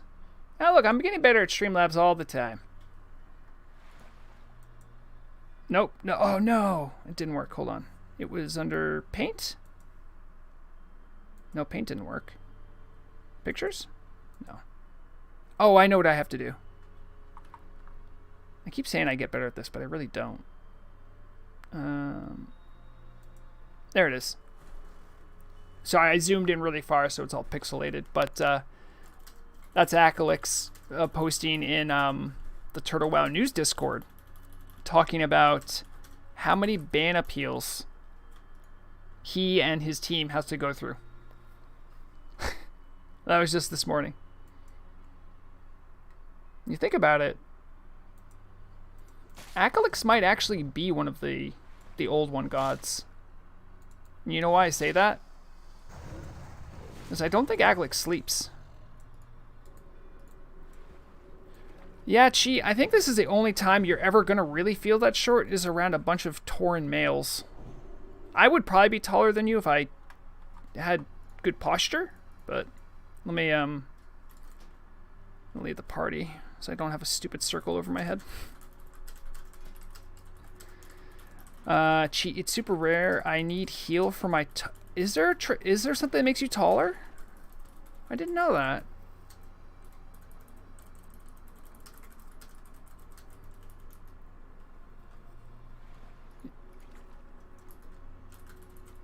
Benedict, I think you're big because of the bucket.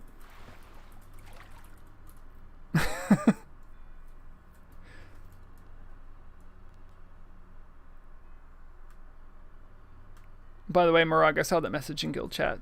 That's true. You can mute my stream. I have to get in the Discord group. Oh, right. Yeah, Aklik, is that true? You actually wear Crocs and socks? I don't know how to feel about that. I never really got into the Croc thing, but is it sort of like wearing sandals with socks? It's like a whole thing now. The kids are doing it. Really? Okay. There is currently only one other person who does ban appeals. She does them when I request backup. Otherwise, it is only myself and Pompa for RMT only. Interesting. I don't think I've ever really dug into what's the process around ban appeals other than you slowly losing your sanity, Akalix.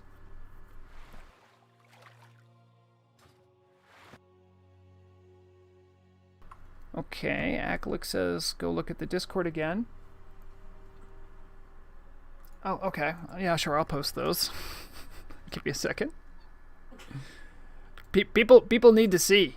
People need to know the truth about their community manager. Oh my god, what happened? Chi, you're small again.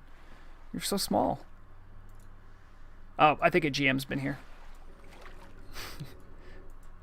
After tireless amounts of research, I've determined a GM's been here. Alright. For anyone who's curious, I've sent a picture from Akalix. This is important. This is groundbreaking information everyone needs to see, obviously.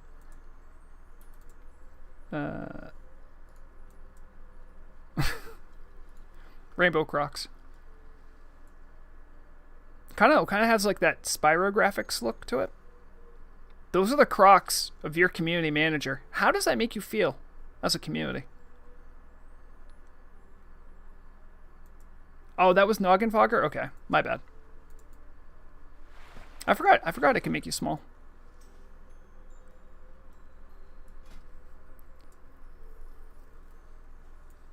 Oh, yeah, APOC. I know about that. I actually have the recipe for the first one, too. I don't need to be big. Thank you, though. I don't need to be big. Apparently, I have a cadre of Tauren males who are worshipping a cow goddess who like to provide me milk. So I'm never really in danger now, am I?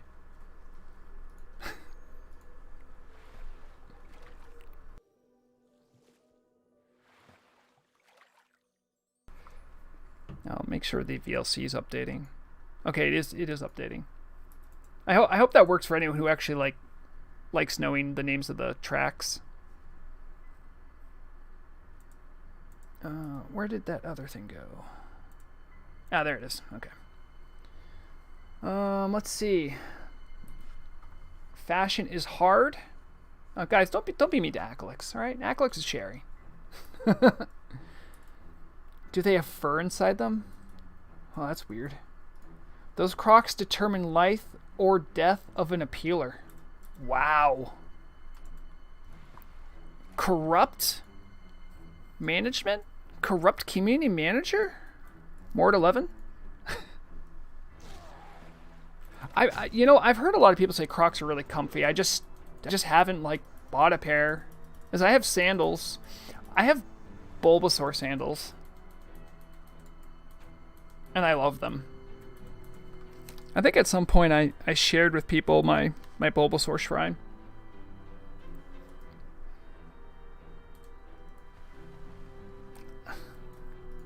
Really? Okay. They look like they're comfortable, but you know, like, so when I think about wearing something like Crocs, right?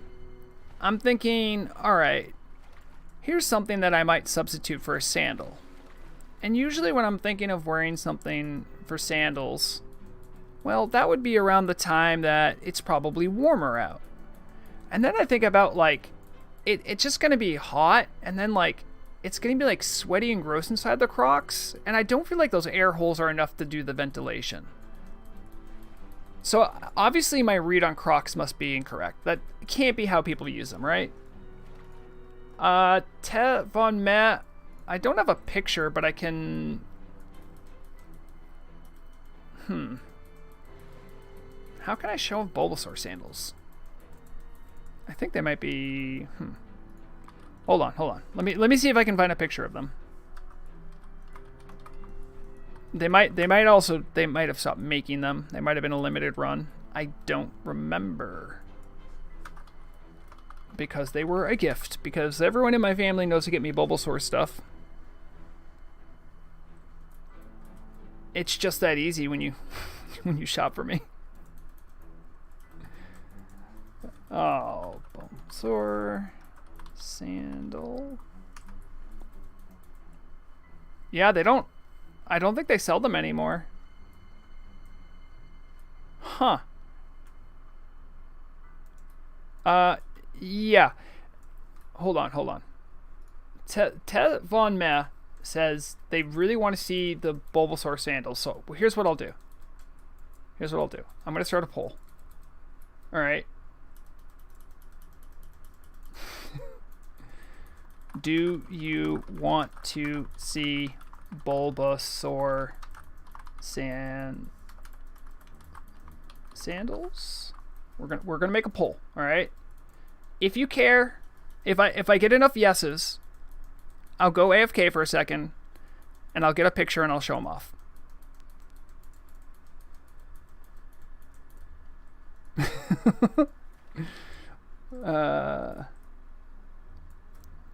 Acrylics, here's the good news. I have so much Bulbasaur things, you probably couldn't bribe me because you don't know what I have already. You need to find something, like, let me put it to you this way. I have an Etsy account just waiting for someone to make pirated Bulbasaur stuff. That's how deep it goes. Vrograg, do you have any beliefs that Turtlewow might put an Oldham on this server or make some content on the islands on the world map? Yeah, they probably will. And you know how I know that? And I say that because they have Asterius. Asterius is guarding the gates of Oldham, I believe. So they're already flirting with it. I don't think they're going to do it right now, but I think it's something that they are working on in the background, or they might be planning. It would make a lot of sense because it's a part of the world that wasn't finished that was originally intended, which is like Turtlewow developer bait. Like if it's something that could have been in vanilla, it's somewhere in the developer's mind. So, yeah, it's out there. It's possible.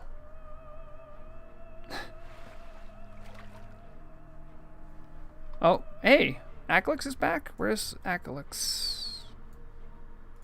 I just see Jake saying howdy, old friends, but I don't know where they are. Oh, there they are. Everyone say hi and be nice to Chakes, your GM. Oh, Shagu's here? guys, who cares about Acrylics? Shagu's here. Everyone say hi to Shagu. You see this nice customizable UI I have? This, all thanks to this person right here. When I type /pfui, am I always confused about how to find stuff? Yes. But can I break things easily and make it look cool? Yes. All thanks to this person right here. Do we have a bunch of leaks about what's going to be happening in Hyjal because of Shagu? Yes, we do. Thank you, Shagu. Shagu does a lot of work that helps make this dusty, old, crappy client usable for people in the modern era. Everyone wave hi and say thank you to Shagu if you have a chance. They're a great member of the community, and they're just awesome. Let's go over to the. I don't know what I was expecting with the poll. I really don't know what I was expecting. Let's see. I have 18 votes. I'm gonna end it. 89% said yes. AF. I know there's a search button in PFUI. Okay, I know there is, but when you're getting down to like the really nitty gritty of stuff and you're not like perfectly familiar with PFUI, it can be there's a learning curve. This is not a critique. It is just the nature of PFUI, like having control over every UI element, that it can be pretty overwhelming. Especially to someone like me, who has a tiny smooth orc brain. Okay, I have to make good on this thing I said I would do for people who really want to see my Bulbasaur sandals. I will be right back. Okay, be right back.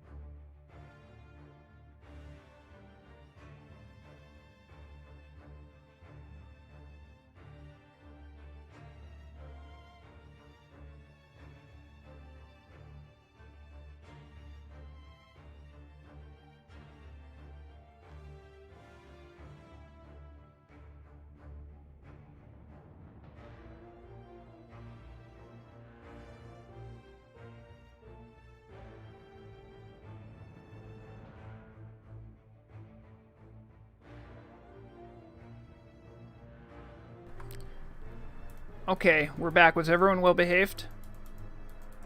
I have what you've asked for. I have your filthy pictures of Bulbasaur sandals. Let me get them where you guys can see them. Hold on. Oh, did it? Oh, it did. I didn't even finish sending. Also, Acalix, I see. Oh God. Do you know, I actually literally had a moment where I'm like, I actually want that. I want you to know Acalix is actively bribing me and sent me a link to a... That's a really cool Bulbasaur figurine. That's awesome. That's pretty expensive, though.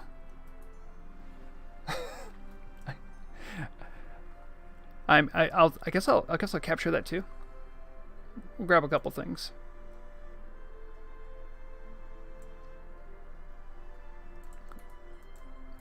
when my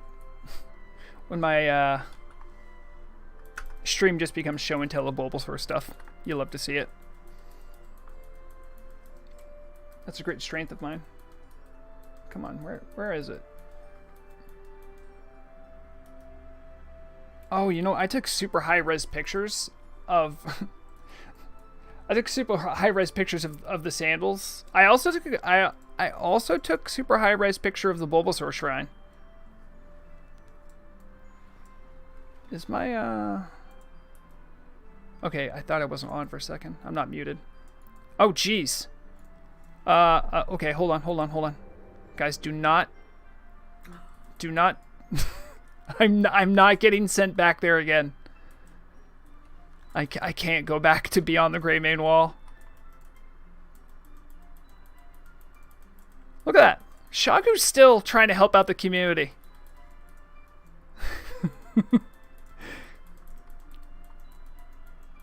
Oh no. Shagu's so strong that it's shrinking Acalix.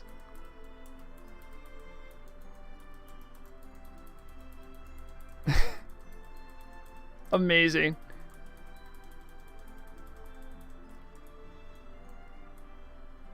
Guys, that's not a cow god. That is a floating eye of a dark god. I don't think you want that as your cow god.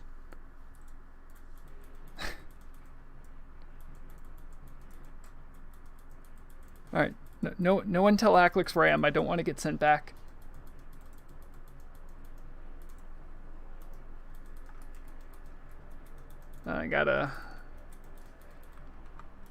I have some pictures to also throw together. Okay, we have that, and we have this.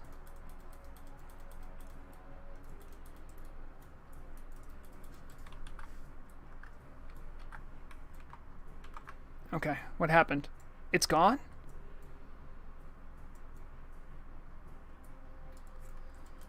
Did Shagu destroy Cthulhu?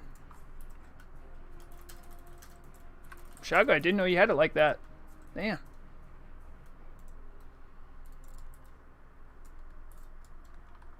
Oh, hey, Shagu, if you're actually still in chat or can hear me, I actually did have a question for you, if you can answer. Did you have to change anything for the patch? Because I know you got like early developer access. I'm just genuinely curious. There's a lot of the like smaller stuff like Atlas loot and that stuff isn't you, but I don't know if anything made you have to change. I will say, as an active user and supporter of PFUI, if you can find it in your heart to ever make it such that shaman totem timers will actually disappear when we do totemic recall, would be a big fan of that. All right. Chuggy, you can't tell me you don't have early developer access when you leaked a bunch of quest data.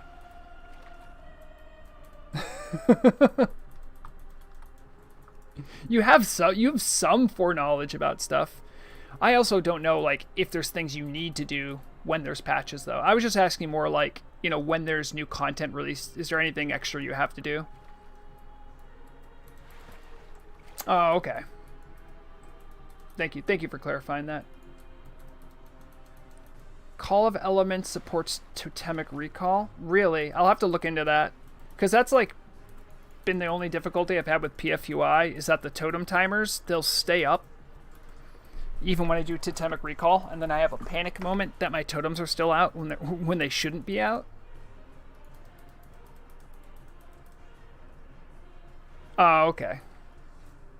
I looked into those files, Shagu, but that's because I can't help myself because I'm a reporter.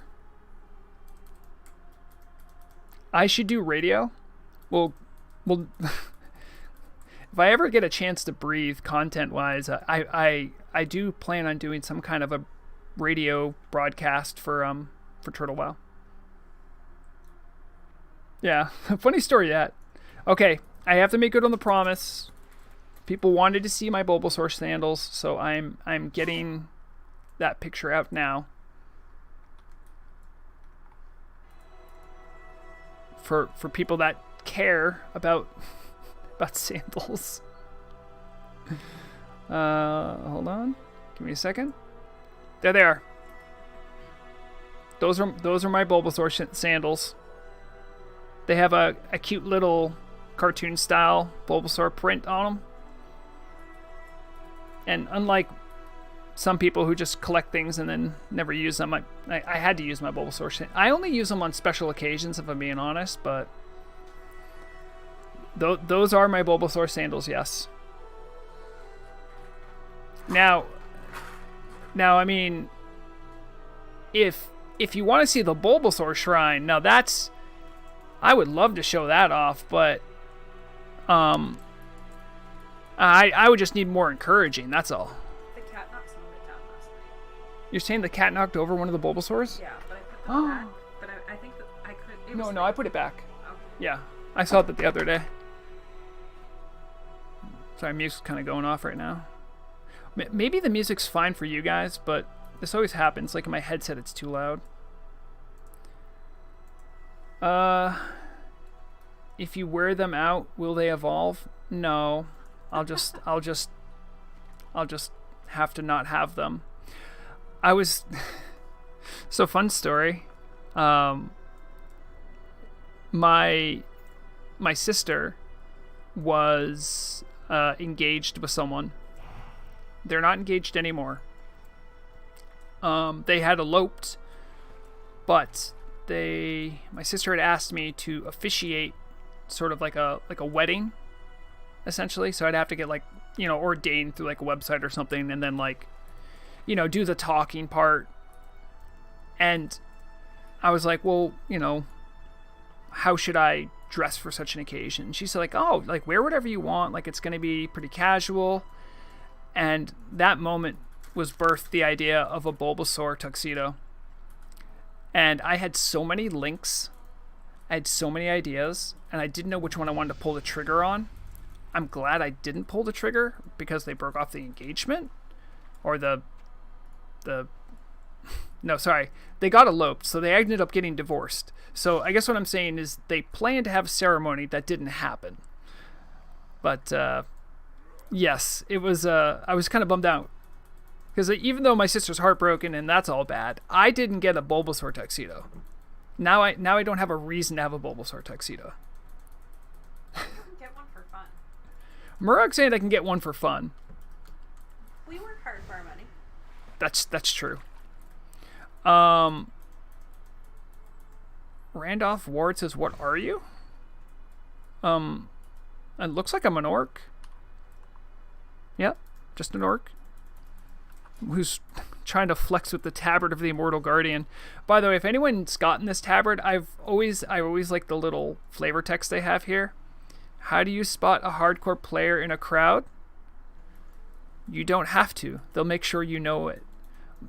Back in the earlier days of the server, it was sort of like a flex to be like an immortal.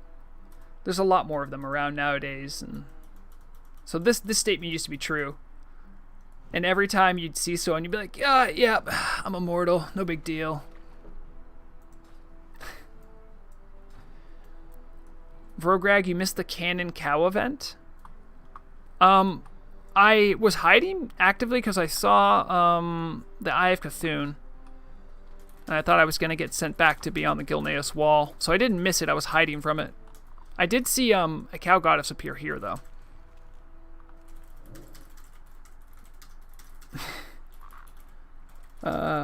Does one need a reason to own a Bulbasaur tuxedo? I think not. I mean, yeah. You're not wrong. Well, yeah, I'll tell you what. I'll make a donation goal at some point for Bulbasaur tuxedo, and only the people that were here today will know what that even means.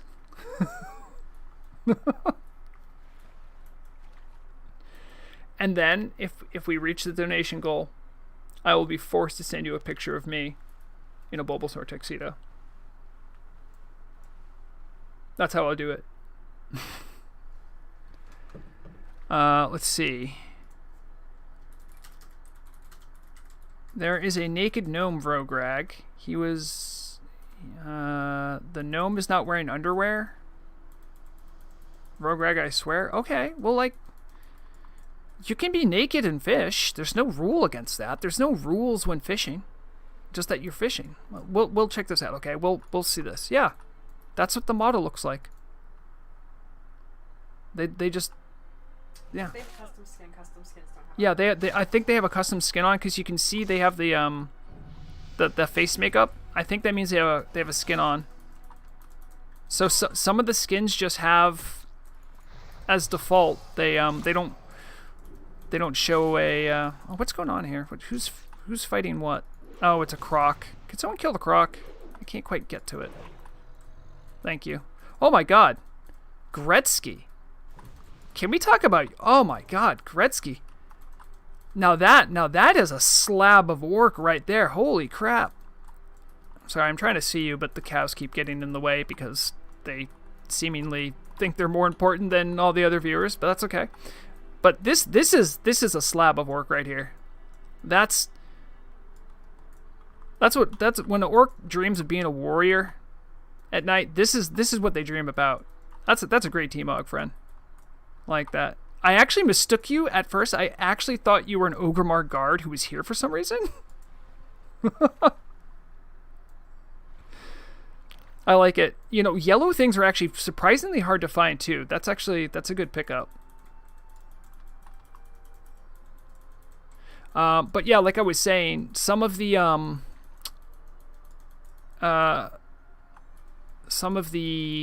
skins or the custom skins, so like the custom looks they have, not even the store ones necessarily.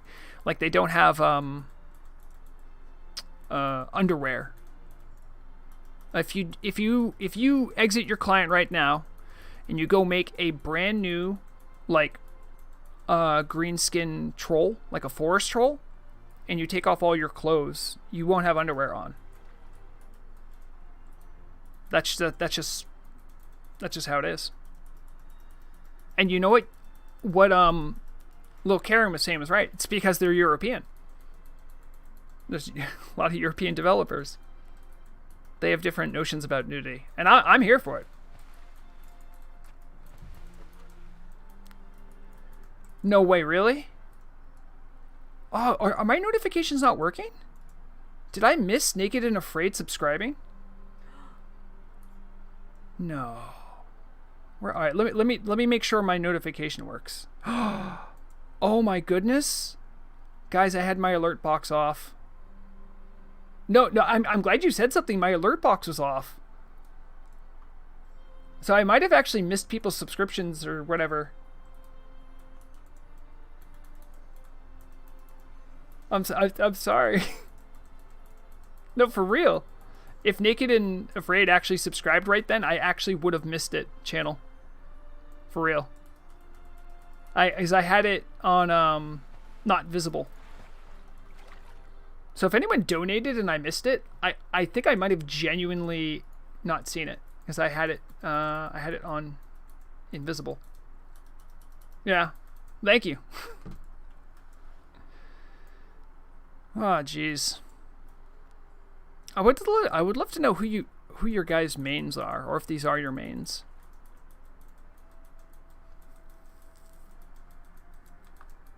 Vrograg doesn't believe in any god except for the god of fishing. That's the only god that matters to Vrograg. He loves fishing.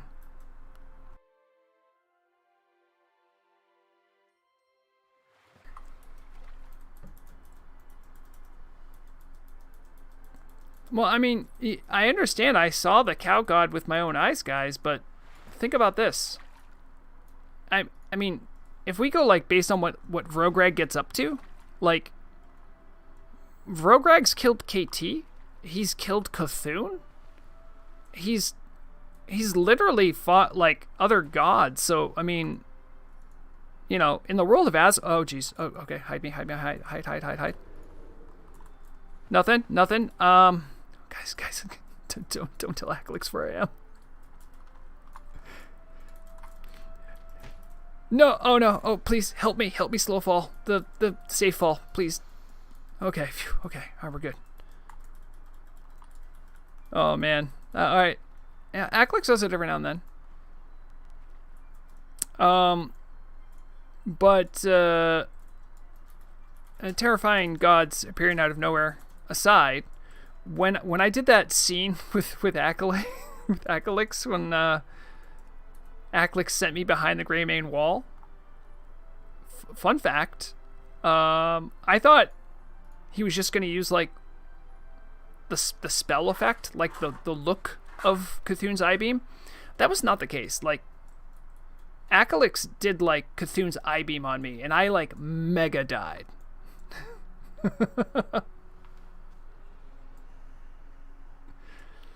No, the Eye of Kilrog and the Eye of Cthulhu are not just reskins of each other. They're different and distinct.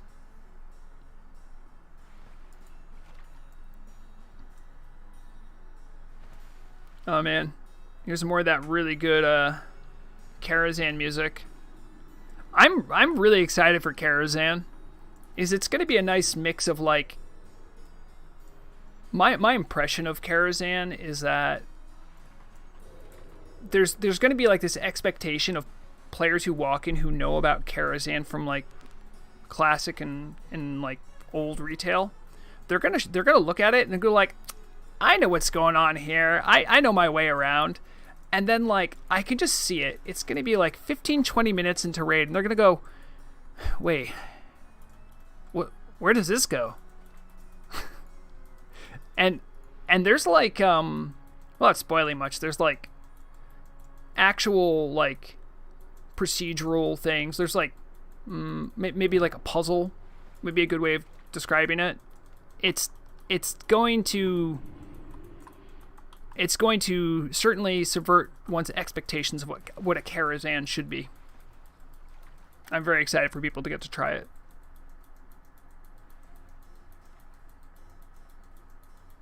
Yeah, I like the models they use for the Gilnean buildings as well, Channel Lurker. It might actually be pretty quiet, Acklix. Let me see if I can turn it up. How would I do that? Oh, I know what to do. So I turn it up here a little bit. I just turn it up here. It should be a little louder now. Hopefully you guys can hear the music. It's mostly harpsichord, so it's not very loud. I'll turn down the master volume here a little bit. You guys hear the music now? Just harpsichords. Oh! There is one big thing I want to talk about. I don't know if some of my shaman friends are still around. One thing I want to plug, and I will plug it again in the broadcast. Let me tell you, it will be plugged multiple times.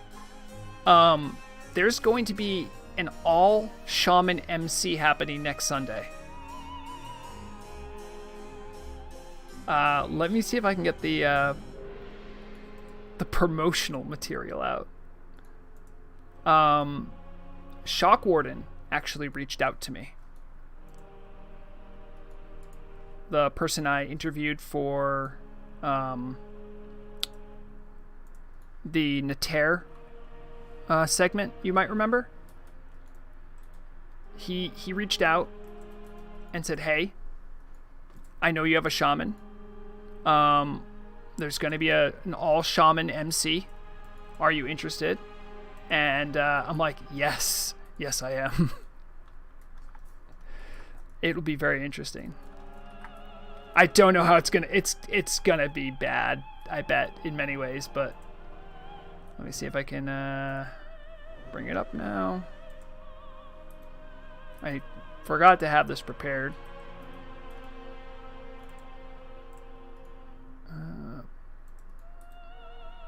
That's right. Earth Shock and Awe. October 1st. 1800 server time. That's 1 o'clock locally for me, I think. Somewhere around there. If you have a shaman and you're interested, get an invite to the Nater Discord and sign up for the raid. It's a special raid. It's at the top. I'm very excited. It's gonna be a blast. We're gonna die a bunch. It's still gonna be fun. I don't care. We have no way of dealing with curses. We have no way of dispelling stuff. Baron Geddon is going to eat us for lunch. If we don't have enough elementals, some bosses are going to be kind of tough too. We can definitely heal through it. And threat's going to be wild. We're actually going to have groups relying on Tranquil Air Totem.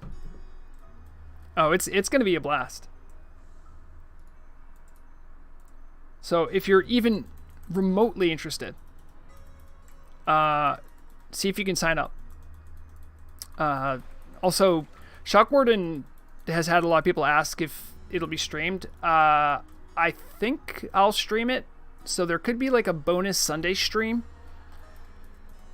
It'll be a lot different format than this, obviously. I've never streamed a lot of like live play of Turtle WoW. Part of that's because I get too easily distracted by people asking questions and wanting to answer them, and do like community oriented stuff. So it might have a different vibe to it, but it's I still have to see if everyone in that raid's okay with being streamed. The signups, Schwa, I just see you asking. If you go into, let me just double check this on my side too.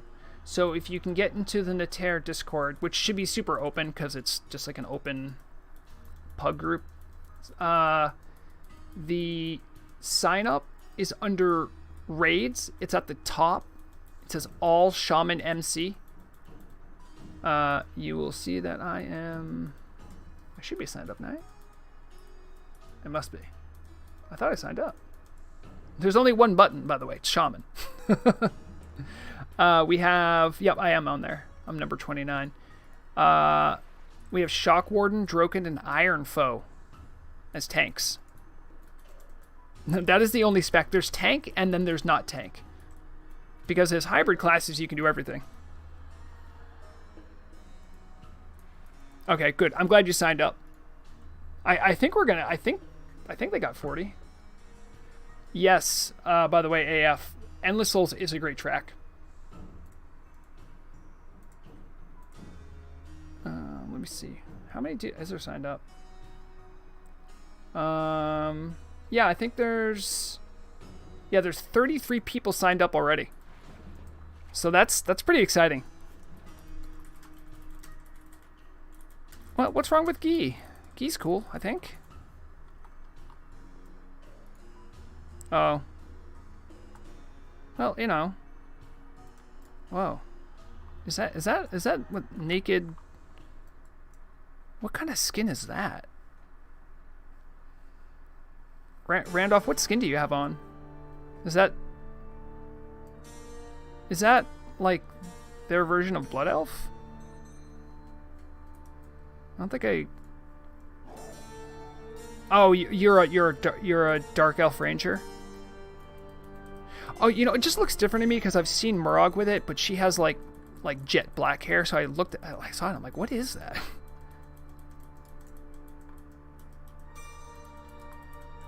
Does Chi stand alone too? Oh, where is Chi? Is everything okay with Chi? Oh yeah, Chi's fine. She's fine, but she's got that banging good look going on. Got the highborn look going. But I'm pretty sure you're just a night elf. So to people that care about lore, never mix up high elves and highborn. They don't like that. I made the mistake once. Oh, okay. Thank you, Aclix. I see you answering in Say Chat.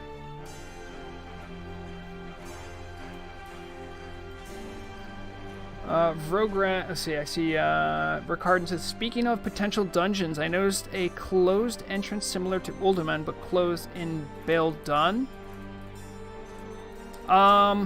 Wait, are you talking about, The Red Dragon area? I can navigate to on the map. That's wetlands. You're talking about Grimbatol? Because there's like a gate here that goes... Well, it's just a wall, but it goes to nowhere.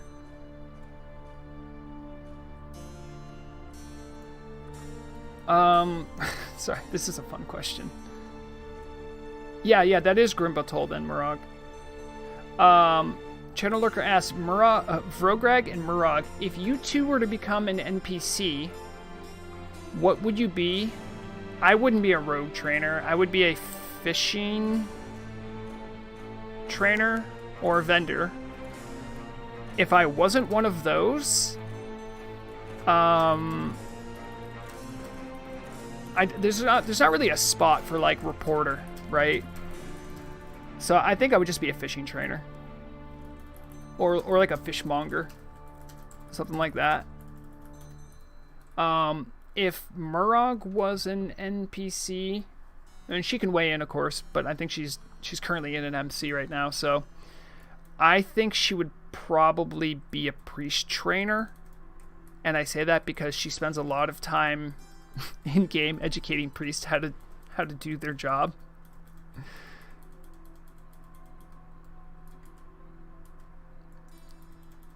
It's okay, Chi. Some of them are just very easily excited. I could write for the Nürnbergen Times. It's true. I mean, the lore around Vrograg is that he's actually really not that smart. He just reads what's put in front of him, like an anchor orc. Most of the investigative reporting I have to kind of do beyond the fourth wall. Vrograg, in lore, like in an RP, like he's done information broking and stuff. But he also kind of, in some of the stuff, like he kind of leans on people expecting orcs to be dumb. So he probably wouldn't want to flaunt that he's smarter than it seems. So it's interpretive. I don't think he would like just doing writing though. Because like he would do spy work. So he literally likes reporting information. He likes gathering it and then reporting it. I don't know if he's good at compiling it. I don't know if that helps you understand it. You could read fish guts like a shaman. I don't see him as doing augury very often. I'm sure he could if he wanted to, but he's actually, most of the RP I've done with him, he's actually pretty detached from like the pious. He doesn't like have anything against them necessarily. He's role played with Murag a lot, and he chides her for her goody two shoesness.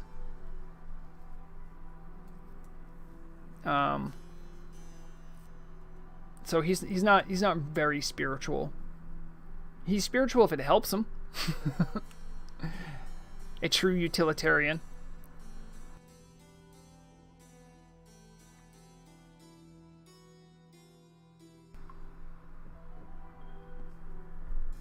Channel Lurker says, I once got kicked out of a guild for passing on a pre-raid bis as a priest in Dire Maul and griefing the Onyxia buff. Well, griefing an Onyxia buff is... I don't think the gear is as big of an issue as back in World Buff days. That could rub a lot of people the wrong way.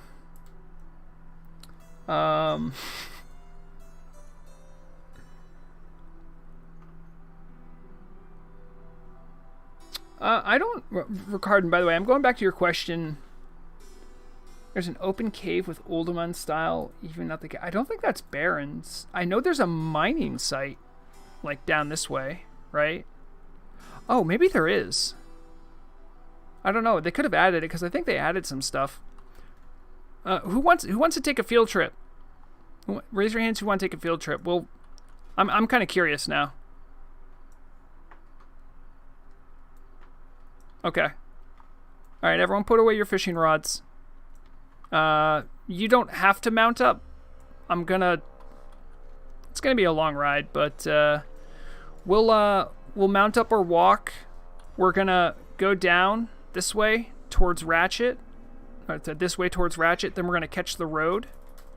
We're gonna skirt around Crossroads so we don't kill the people that are Alliance in our group, and then we're just gonna take a leisurely stroll going around Camp Taurajo too, and then because I want to check this out, I want to see if there actually is something going down here in the mining area. So yeah, let me get an appropriate mount. I'll ride on my large. No, not this one. I like the Black Wolf. I could flex on everyone on my Immortal Champion Drake, but you know, we're doing a little, not a real caravan, but we're just having a little walkabout. So if you don't have a mount, you can just the RP walk speed should be the same whether you're mounted or not, so don't worry about it. It's mostly clear here.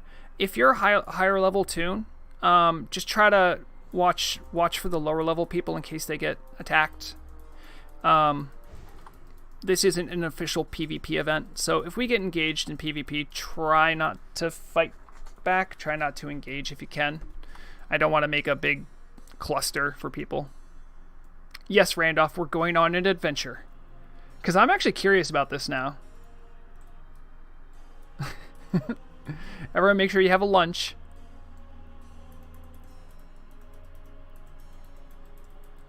I'll also maybe... I put away my fishing rod, so I have a knife. I have my gut ripper. This is my yes, thank you. In case I get thirsty. Yeah, if you need to take a pee break, guys, you can. Everyone's at RP walk speed, so you can just stop, pee. Oh, actually, I will always take bananas.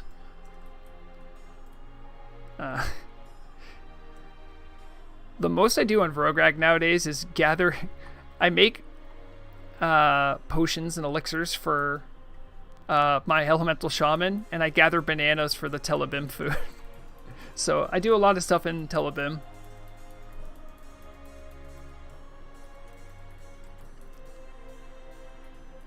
Is that true, red-handed? I guess maybe lower levels of stealth you can't keep up with RP speed.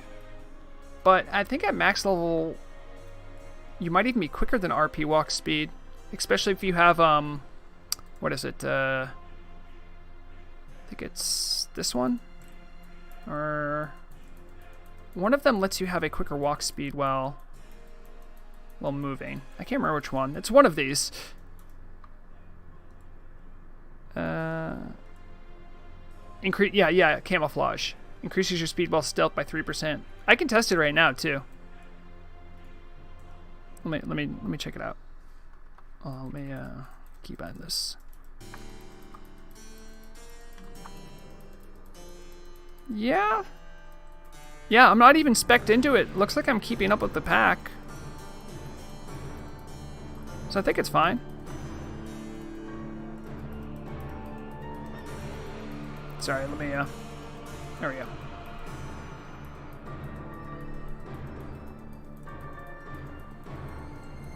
Yeah, I think if you do spec in a camouflage, you will actually go quicker than RP walk speed. I see you red-handed. I see you. What's the most goofy... Oh, sorry. I'm hungry. Are we there yet? I need to pee. Are we there yet? Which mount is goofy, Akalix? You think my Black Wolf is goofy? I think he's okay. Unless you have a mount. Oh, that one? Oh, yeah. They took that one behind the barn and shot it. That thing is...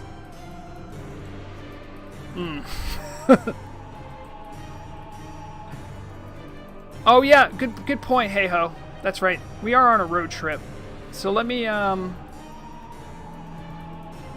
get something. We didn't listen to the Baron's music today, so I'm gonna put on some Baron's music, if that's okay. Baron's music.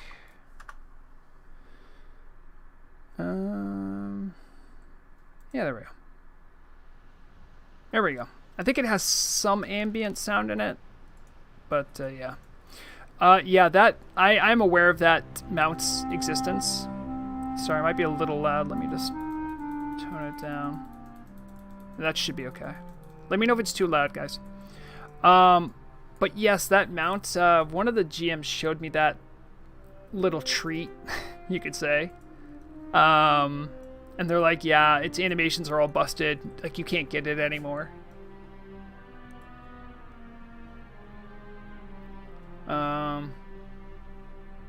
Lax Elf, why don't they put it rep items you can get with Ratchet Gadgets in and Everlook? Like a Quartermaster? They have that for Duratar Labor Union, I think. Which is like over this way. Like that's where like their Sparkwater port's sort of their location. They will be having some, it's not reputation based solely, I believe, but they're gonna have Wave Height of Ricardon, everyone. Ricardon's great. So with the Blood Ring, you're gonna get like, and don't quote me on everything because like I don't remember it exactly, but you're going to get like marks for winning arenas, and you're gonna get less marks for losing, of course. And then you can take those marks to, I think, get more honor or reputation specifically with the people who run the Blood Ring, but you can also take those marks and get reputation items. That's coming up. I wanted to cover more about it, but it kind of got really crunchy when it's like, oh, like you could get this for this. There's going to be some pretty big marquee items like the +9 enchant to strength the gloves. That's going to be coming through Blood Ring. So that's something to be aware of. There's a couple other things too. I think there's a food that's going to give you like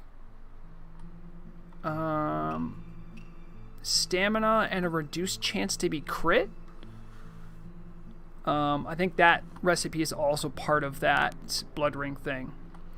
But as far as specifically like the Ratchet, let's see, they do have something, right? They do have separate reputations. I'm kind of curious why they don't either. I mean, maybe they do and I'm just not remembering it, but that's a good question.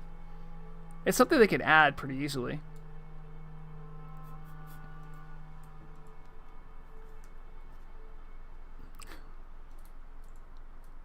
Yeah, Channel Lurker. It's gonna have Questing Hub for both. We are heading to Ricardon asked about an area, Baal Modan, right here. We're gonna form up, and we're gonna look for this gate, this wall that leads to something related to Uldum that they were talking about.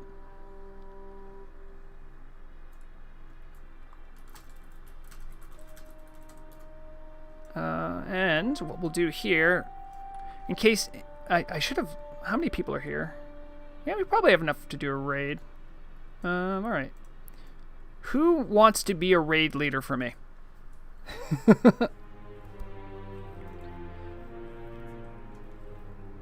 Because we could all work together and get in there much more easily, if we need to work our way in. Okay, I see no one wants to do raid leading. Interesting. We can't have Acolytes be a raid leader because they're a GM.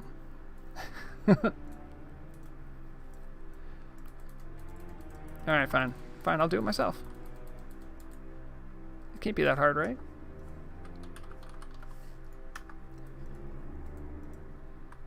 If you get an invitation, just take it. We're gonna make this into a raid. Okay. I've promoted you. Who else we got? Okay. Guru, I'm gonna invite you.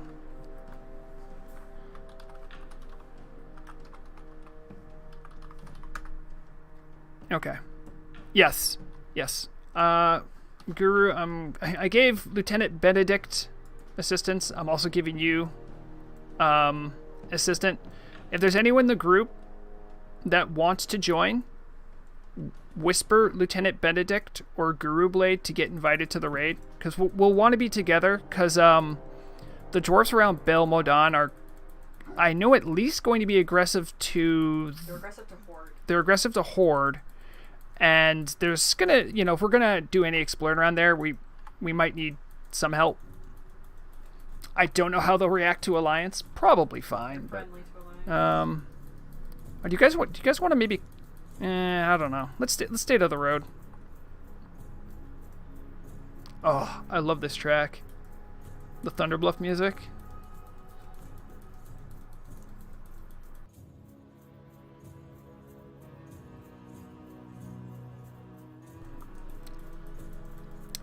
Well, I mean, we're not going to do the quest change, the quest chain, Ricardin, but I want to take a look.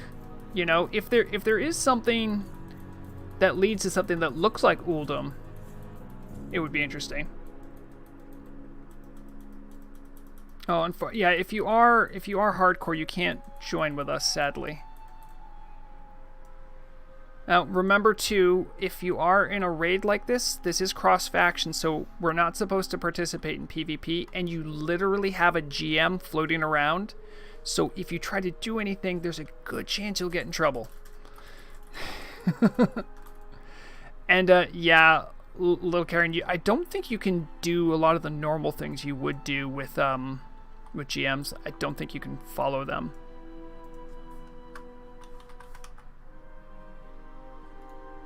Look at dead Mazu. Mazao? Dead Mazao? Alright, we're gonna cut straight across here because I don't want us getting in trouble with the people in Crossroads, so we're just gonna make a straight line here. That's true, red-handed. You can also not whisper GMs. That's for their sanity. But they can whisper you. I think once they whisper you, you can whisper back. I don't remember how that works, but... And, you know, we do a lot of fishing in Barrens. Even if we don't find a lot, it's nice to get a little change of scenery. Do a you know, this is like a light RP event, you know. Checking things out. I love our little ragtag group we have here. And this is not too different than really what I used to do when I started on the server. I would go to Soutfury Trading Company during their events, and we'd do a little caravan. Obviously, the RP was like a little bit more like it's an RP event, you know. But when you see stuff like this going on in the world, it just makes the world feel a lot more alive. Even if we're not all like deep in RP, you know.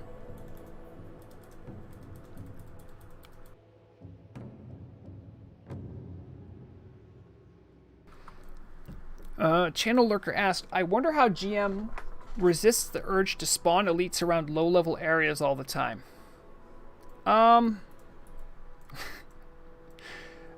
Probably because when you do stuff like that, you'll get in trouble with people who are higher up. And then you'll stop getting to be GM. A lot of the GMs that do work for the team have to do a lot to build up trust. And they could ruin it by doing stuff like that. Whenever they need to get out their anger, we'll say, they could just go like bot hunting, gold seller hunting, do that kind of stuff. They can get their swift vengeance if they need it. But you know, there's no need, I feel, to go after the players in game, especially when it's so asymmetrical, because like, what can you even do to a GM? They can just they can do anything, so it doesn't even matter, you know.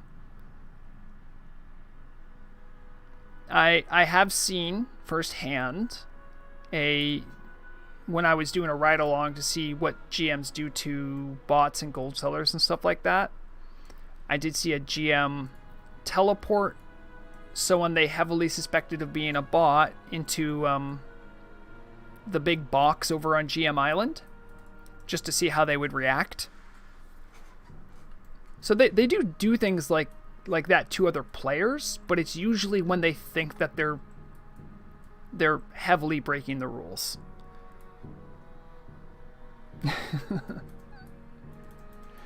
Yeah, Ian, you bring up a good point. I mean, it's not that I have... Oh, no, pretty much for the last... before Wednesday, I pretty much didn't play for a week and a half. I was just working on the video. And during that time, a lot of stuff changed with, like, the queue, new servers for Southeast Asia and stuff like that. So, I mean, I did want to ask, for anyone who's on during peak hours, how has the queue been? You know, I'm American, so the only time I even would bump into it would be during East Coast mornings on the weekends. Only time I would really bump into it. But usually, like, by the afternoon, a lot of the Southeast Asia players would be sleeping, and I would never have a queue. But I know that wasn't the same for European players, so... but Ian's saying the population feels a lot better on Turtle WoW. Okay, that's good. Any thoughts on Grim Batal? Also, Lax, you never have to apologize for... as long as you're not spamming in my chat or here in-game, I usually won't mind. It's fine. Who would I be to say you guys can't write a bunch of stuff, considering how long some of my diatribes are? I think it definitely is an overlooked location, but my understanding is that the team who develops new material for content, a lot of it is like, you know, there's a developer who's really passionate about a spot, and that's what they work on. And the proof of that is when I was asking, when I was doing the survival guide video, I had sort of, in a tongue-in-cheek way, said like, oh, there's a new gnome city.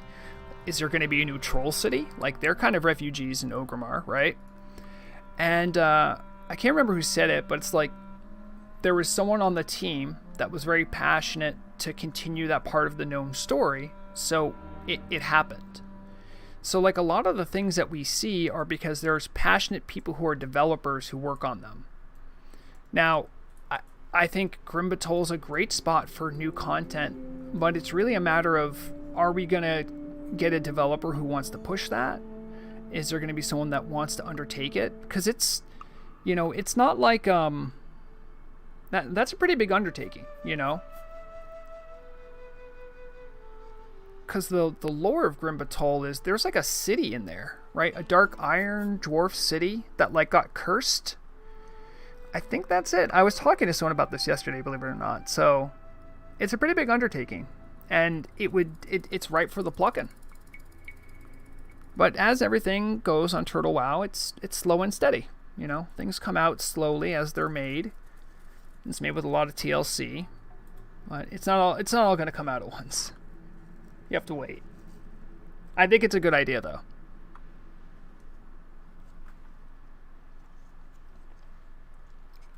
Oh, it's Hill Dwarf? Okay. It's the old Wild Hammer home. Okay. Yeah, I see people...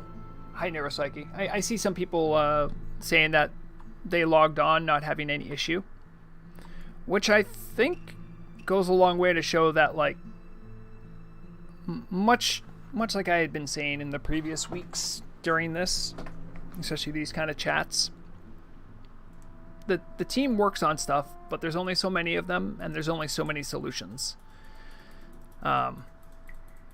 And, you know, there's a huge population chunk of people that want to play classic era, vanilla era WoW, and Turtle WoW has probably one of the best products to offer. And so there was more interest than they had room for. So I think they've done a great job getting a hold on that. Guru says, there's no queue because I didn't get booted 3 seconds after going AFK. That's true. I don't know if Akalix is still floating around, but I've definitely heard people say that all the target dummies have mysteriously vanished. There were a lot of people abusing the, so for those who don't know, some people would want to log on during a time when logging on was easier to do and would do anything to keep their character on. And if you're automating anything, the GMs can ban you for that. Some players figured out you can do something where you can, if you're in combat, even if you don't touch the keyboard for a long time, the AFK won't boot you off if you're in combat. So people would just attack target dummies and never go AFK. So I guess there's less. Oh, hello, Othram. Hello. Guys, look, a GM's here. Otherwise, it's a perfectly normal level 61 Tauren Druid.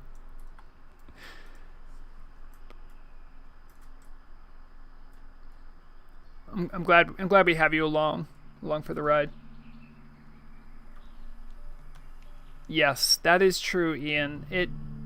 It's one of the situations where some bad actors ruin it for everyone else.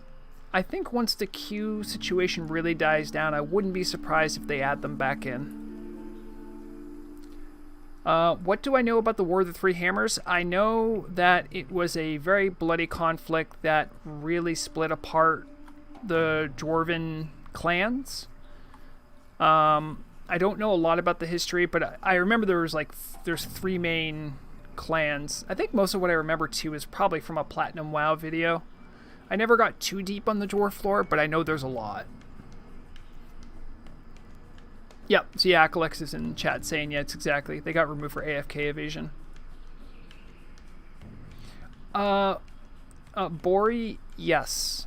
The fonts, the Hanzi font support did end, and that's because the transfers were finally working.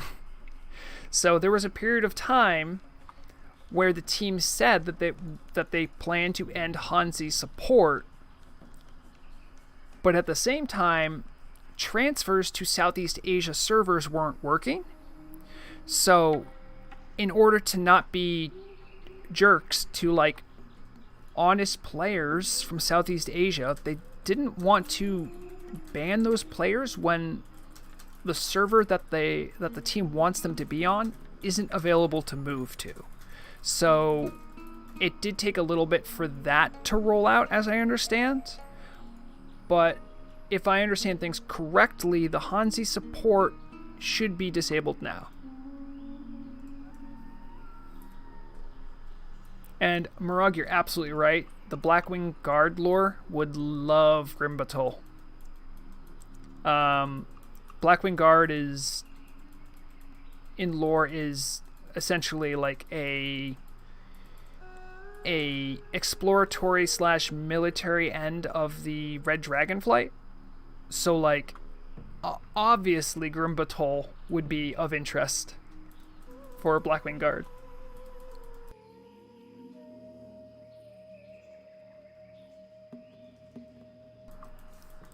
Yes, a channel lurker, I agree with you. I did watch one of Platinum WoW's videos. It was like the one about like the history of Arthas. And like you're 80% of the way through the video. And Platinum WoW, like he kind of like makes it seem like that's the end of the story, and he kind of ends it at Wrath of the Lich King. And there's like a split cut where he stops. And he goes, "Okay, that's the end of the video. You should turn back now." He's like, "Okay, there is more, but I've warned you." And then it goes into all the Shadowlands lore and stuff like that. So I think even Platinum WoW is aware of how bad some of the more recent lore is. And I think that's fair. His video about the Arakoa was really interesting, though. I didn't know there was that much about them.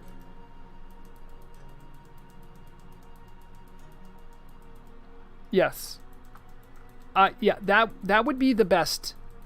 AF, that would be the best title for Vrograg, is a lazy chronicler. Yes, I know things. I do not know them in detail. That is actually one of the phenomenon that happens actually with journalists as well, specifically because you end up researching many things, but you can't go like too deep unless it's like a very important, like, deep story. So you end up like knowing a lot of, a little bit about a lot is what ends up happening. And that's the way my mind works a lot of the time. So yes, I am definitely a good lazy chronicler. Lax Elf said, wouldn't it be cool if they added Twilight Highlands, but like how it looked like before Cataclysm? I don't remember that zone. I'll have to look that up later. Twilight Highlands.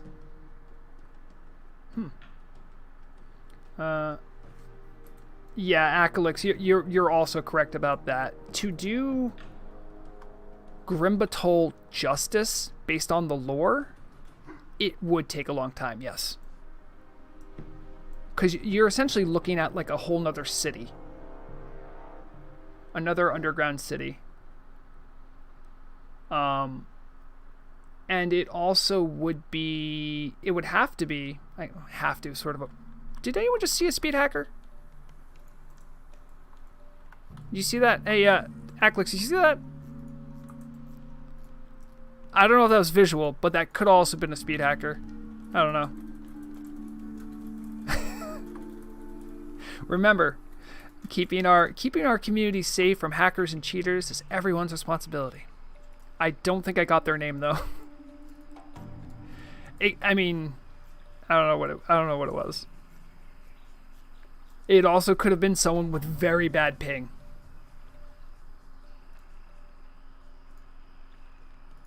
Yeah.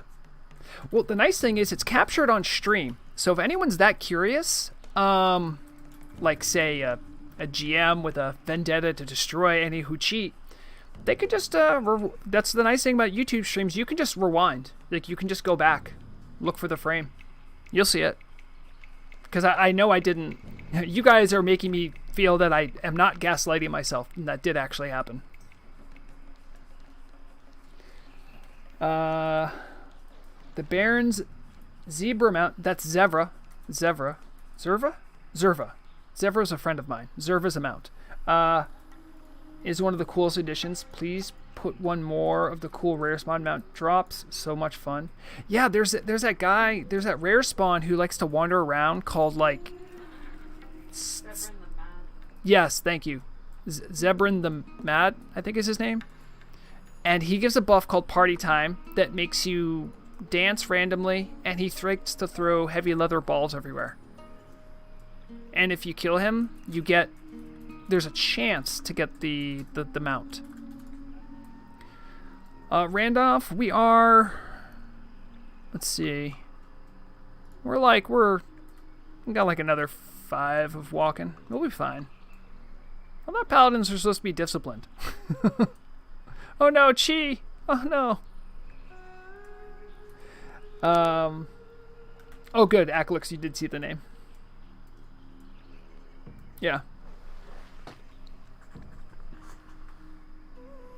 It is wild knowing how brazen some cheaters try to be. Just think, oh, everyone give a hand. Oh wait, no, we're good. Oh, we have a summon? Oh, neat. Oh wait, can I not summon? Why can I not summon? Oh, is it all set? Okay. By the way, if anyone wants to be in the raid group that isn't in the raid group, Whisper Guru or Lieutenant Benedict. Apparently people have issues with Pacifist versus kind of humans. I don't know what that portal's for. Oh, what are these guys' problem? They don't like that we're walking through?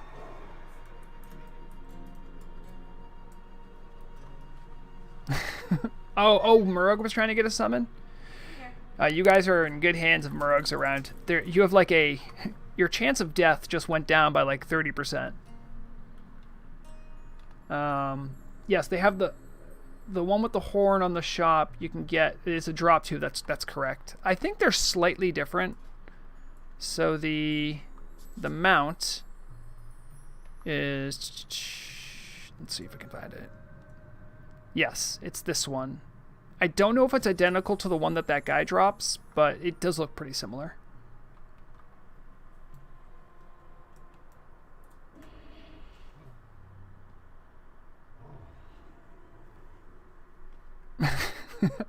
I'm just watching some people just raffle stomp some of the Kodos. The screen shake is annoying. I agree. Yep. Yep, the earth is shaking.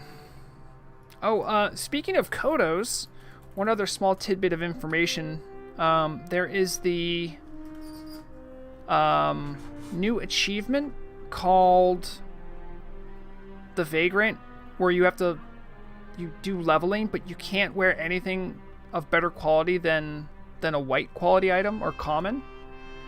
And the reward for that is a bank. But I think on the forums they might have changed it. If you're Alliance, you get the Forsworn Mule, and if you're Horde, you get the Caravan Kodo. In case anyone was looking to get a Forsworn Mule. I think that's in the video too, the survival guide video. Everyone waved to New Long. It was just absolutely vibing in middle of the Barrens. We're almost there. Right after this split in the path, Baal Modan will be down here. And I believe Ricardin should be around, right? Is he gone?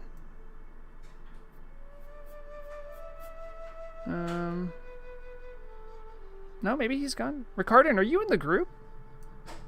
Oh, let me get you invited, friend. What do you mean I cannot invite you? Are you? Oh, you're immortal. Oh, okay. I will not have a mortal's blood on my hand. So if you are hardcore, do not put yourself in danger. The people that are immortal or softcore, we will be the ones to plumb the depths of Baal Modan. We're gonna see about this gate. We believe you. For a second though, Ricardin, I thought you were softcore, and I was just like, oh, we'll just have Ricardin. Oh, wait a minute. You have the full Scarlet set and you're hardcore? That's actually pretty impressive. I was an absolute coward and never touched a dungeon as a hardcore.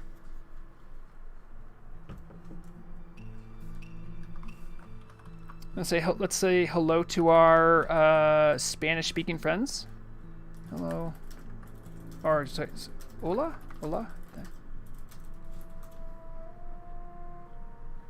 Because I'm pretty sure Conquistadores is for Spanish speakers. I could be wrong. I think it is. Yeah. Oh no, I said hola. I don't speak Spanish. I know one of you does. One of you must. If they're curious, you can let them know what we're doing.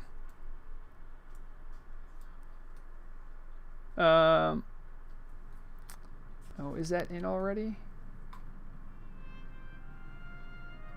Tilladon is what in already?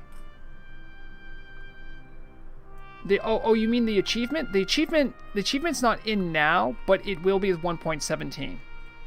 I'm not gonna lie, that is actually something that I find I might actually try to do. I think that would be kind of fun. Like, you can't do any. It would be so tough. Like, there's some items, especially for melee. Melee would be so difficult. And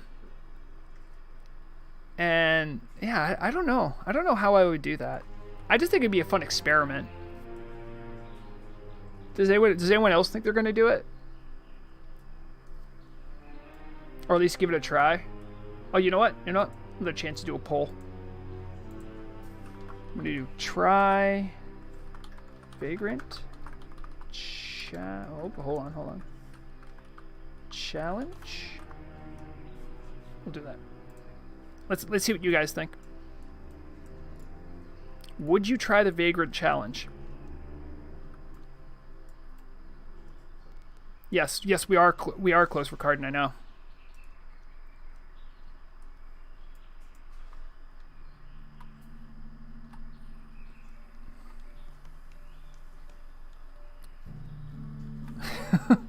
I'm sorry. Do I see Ricardin like translating stuff to Spanish? I just see Parenze a cargar. Prepare to charge.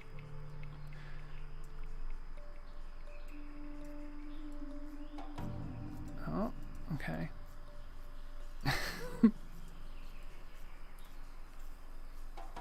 Will you min-max a vagrant challenge? No. Like, I don't think you can. Like, what's there to min-max? It's just, what is the best white item at this level? There's going to be like 3 options. If you're a spellcaster, you're not going to have any spell power. If you're not going to have any stats on anything. And I believe you can't get your gear enchanted either, so that also takes that off the... Oh, hello. Look at this cool little... I'm assuming there's a hunter nearby, otherwise just a random ape. All right, we're gonna work our way in. It's around this way. All right, so everyone get off. We'll actually dismount. Everyone prepare for battle, okay? Because we might get into some tight scraps. I will put away this. Puzzle unique items to bank. Put away that. I will go absolutely overboard. You get to see the full power and might of Vrograg.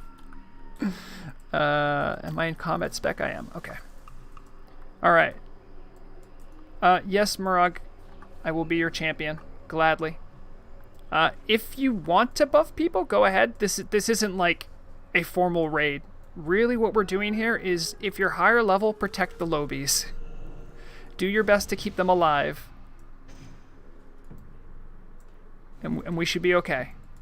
Nope. This raid does not require consumes. We're explorers. We're not conquerors. That being said, when the dwarfs attack us, Alliance friends, you might not be able to hurt them. So what we'll need is your aid with healing, because I don't think you can hurt them. So if everyone's all set, we should be good. Hold on.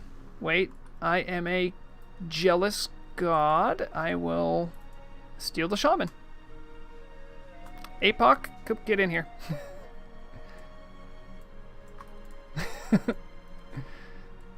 I put us in the Wind Fury group. If that's okay, hey ho. If you don't have to drop it. I also play a shaman. I know the pressure. Oh, another hacker? Really? I didn't see that one. Also, Ricardin is not in our raid group, but if at any point Ricardin is in danger, let everyone else die and keep him alive. He's a hardcore, so we don't want him to die necessarily. Not for our silliness.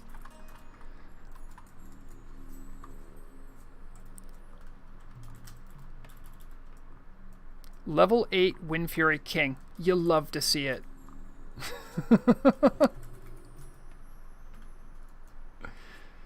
There is an alliance tent with a so it's a chain quest. All right.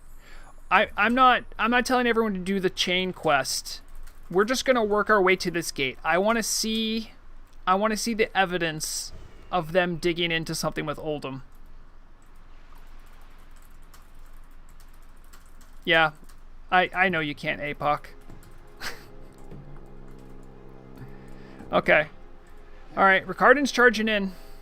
If you want to pick up the quest, go ahead. Just follow along when you get the chance. This is a, oh wow, this is actually a good vantage point to attack from. So just get a look, a lay of the, or just jump down if you're a paladin. Alright, but there are dwarves here. They will be aggressive to you. Okay, if you are a lower level toon, stay close to a higher level toon, okay? We'll try to protect you. If you're Alliance, just heal and buff as you can. See if you can convince the dwarves to stop attacking us. When you're ready, jump down. Let's get in here. Let's go. This is clearly an illegal dig site. All right. To Bale Dun.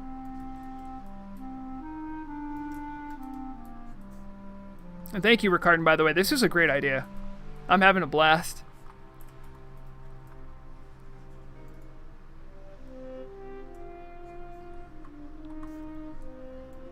We also have a GM with us. They can't guarantee our safety, but if there's jank, they can maybe save us. Oh, wow. I don't think I've been here since they've added this stuff. Or if I have, I don't remember it. Some toon's about to make a bunch of money. It's split? Oh, okay. Money is split. So like the next year drops like 20 gold. You only get a couple. Oh, Channel Lurker, you have one ready for the Vagrant? That's cool. Alright, I'm gonna end the poll, by the way. Let's see what we got. Yeah, 64% said they give it a try. Okay, so this looks a lot like the dig sites in oh, what is it? I'm blanking on the name of the dungeon. Uldamont, yeah. But this looks like some reused assets from it. Yeah, in Badlands. I see people going underneath. Should we go underneath or over the top here? Deeper. Alright, I hear Murag saying deeper, so all phrasing jokes aside, let's do that. We have Akalix walking around as a... That's actually... I forgot you could do that as a GM. That's pretty cool. I'm gonna do running speed so I don't miss anything. I mean, listen, I almost missed out on the 40 copper and these smooth pebbles. Okay. Interesting. Oh, wow. What? Whoa. How long has this been here? Alright, I'm gonna work our way down. I'm gonna get up to that door. I did not know this was here.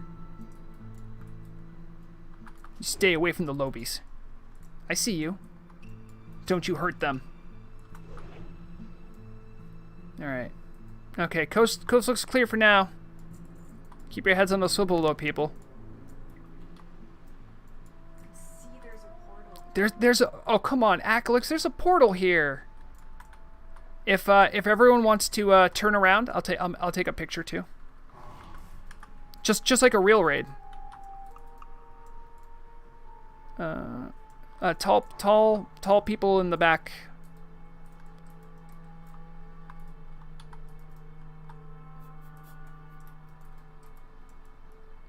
Let's get everyone in. If you're watching stream, you'll know the angle I'm going for. All right. Yeah, group up a little bit more. Who else is down? Is anyone else down low? Okay. Yeah, you can just Yeah, that's good. That's good. I'm gonna wait for no one to speak because I have the speech bubbles on. We'll get a couple good screenshots.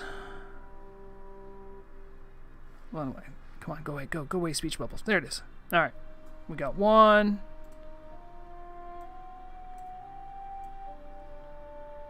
Very nice, very nice. All right, well, I'm glad I found out about this. I did not know. I mean, yeah, it does have the swirlies, right? We see the swirlies. Now, is that swirly a part of the, like, a part of a portal that's being overlaid, or is that just part of, like, this is, oh wow, yeah, no, it is. Look at that. Yeah, because you can see the corners.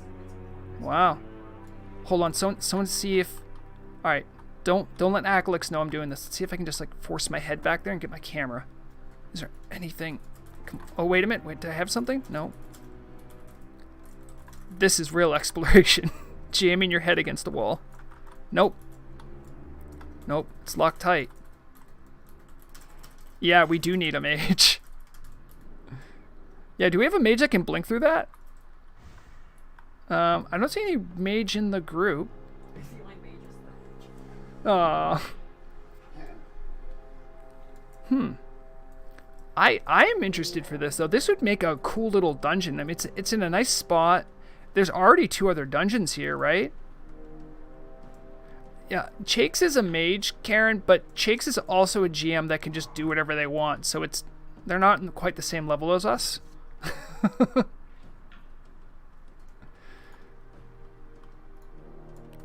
All right, well let's check out the rest of this dungeon too. I think we got it. I'll get another shot of this place. Maybe this will make it into the news. What do you guys think? Look at the full frame. Like, this is like a good frame.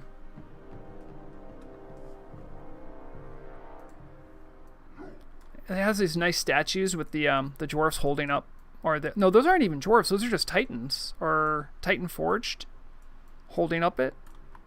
Yeah, this is something. All right, there's another wing I wanted to check out, because you can see on the mini map. Hold on, fun fact, by the way. Thank you again, Shagu.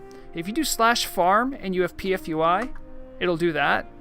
That's helpful for people if you're farming herbs, of course, but this also brings the mini-map a little closer and makes it a little bigger. So we can see there's like a wing we haven't explored. Let's see what that's about. Oh, wait, sorry, Ricard, there must be something here? What did I miss? Oh, Red-Handed, did you want to get invited? Let me see if I can invite you. There you go. If you're just following along, that's fine. You don't have to be in the group. All right. Oh. It's almost identical as old. Yeah, it is. Exactly. If there's something I missed, let me know. People in my group can ping too. Turn around, you greenskin. Red-handed. Let's not use rude terms. Rude terms for people. We're just having a little explore. Yeah, I think Akalix might be guarding it. Maybe we know too much. Alright, because this looks like this goes to a dead end too, so maybe we can figure out something else. Remember, Lobies, stay near high level characters for safety. Okay, so this...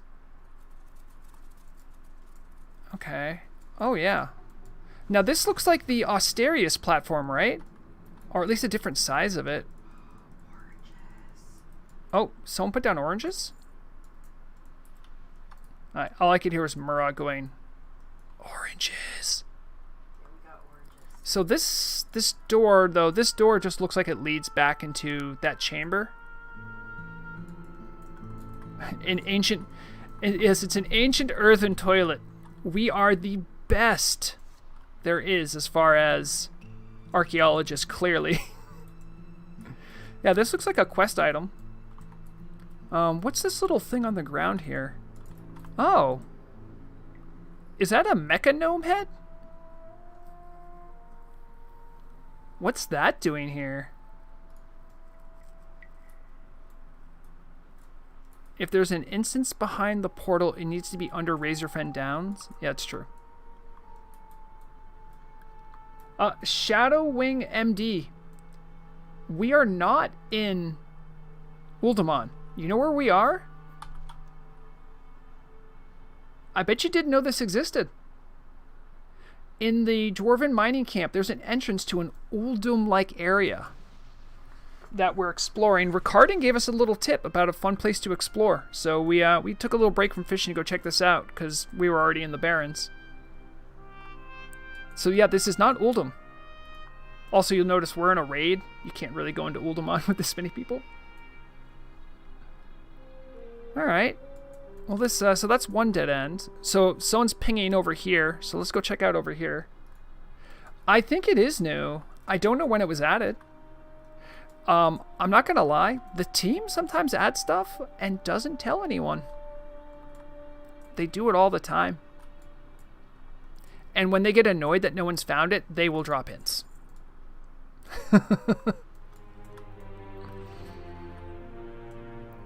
Oh wait, orange table?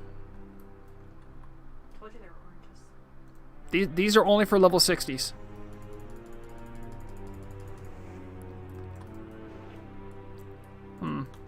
That Stone Guardian still looks pretty strong to me.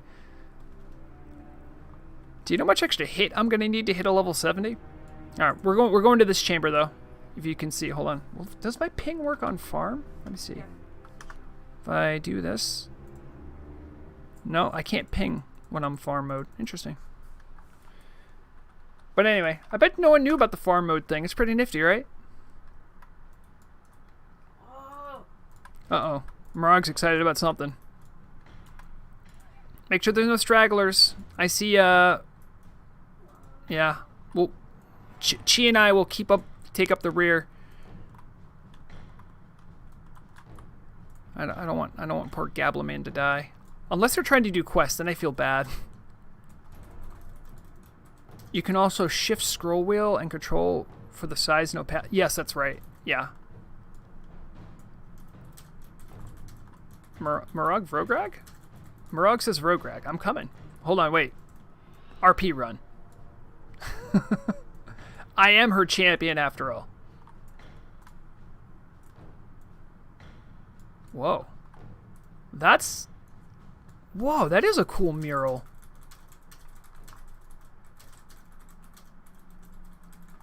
We're gonna take a screenshot of that. Okay. Good, good. And look how big this book is. Actually, that's perfect spot for you, Benedict. I want to get this. I want to get, like, you know, for reference how big this is. That's a huge book.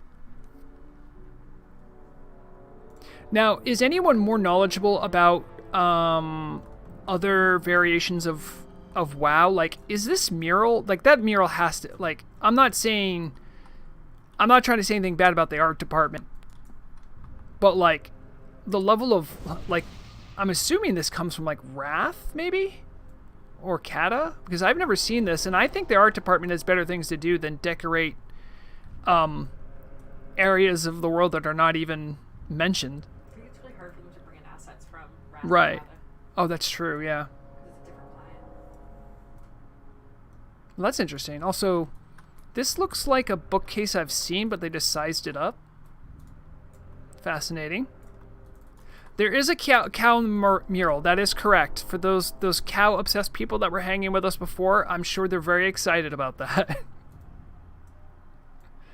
Thank you, by the way. Whoever keeps dropping... Oh, wait a minute. Whoa, whoa, whoa, whoa. What's this? You guys seen this too? Like I think it's a quest thing.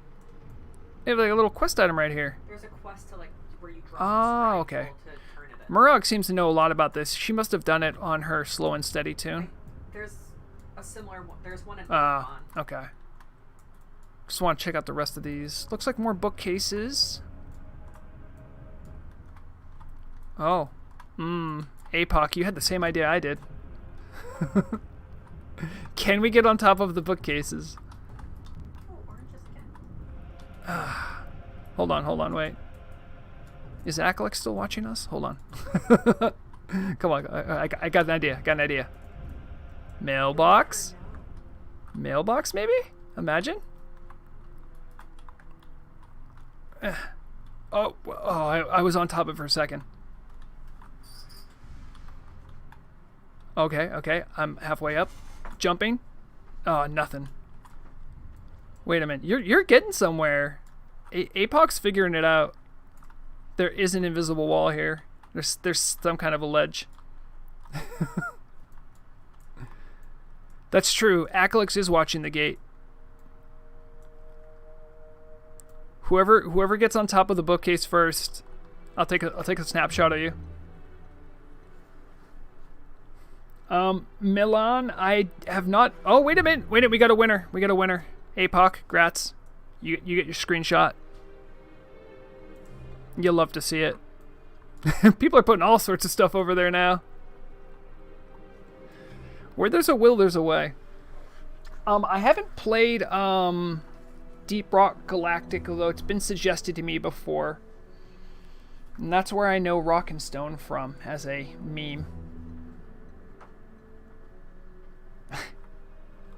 You know, maybe we should do that. What do you guys think? Maybe next time we stream, we do a little tour of the Scarlet Enclave.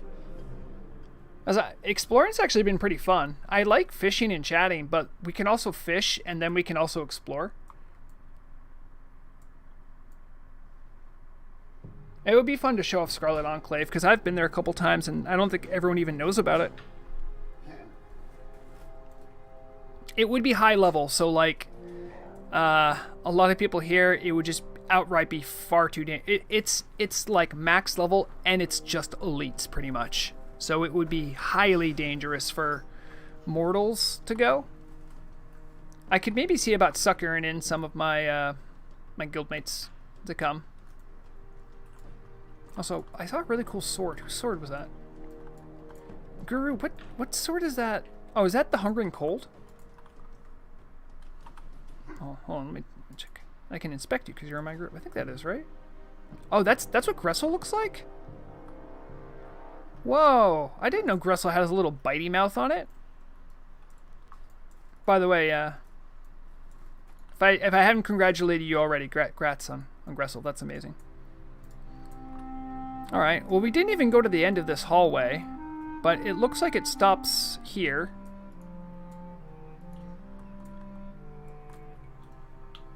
So it just looks like a dead end, right? Surely there's nothing secret over here.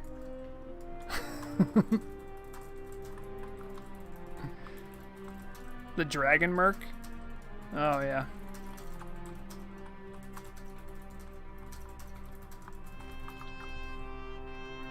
There's something about trying to get into a spot you're not supposed to that will always be more satisfying than being on something like the PTR.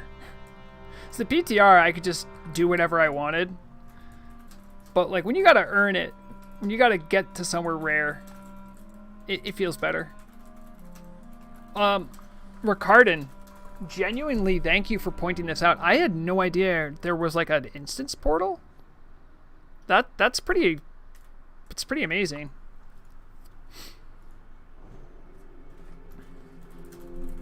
Yeah. I think field trips are good fun. Also, most people have been super chill and just ready to just kind of have a good time, and I'm always down for that. You guys are great.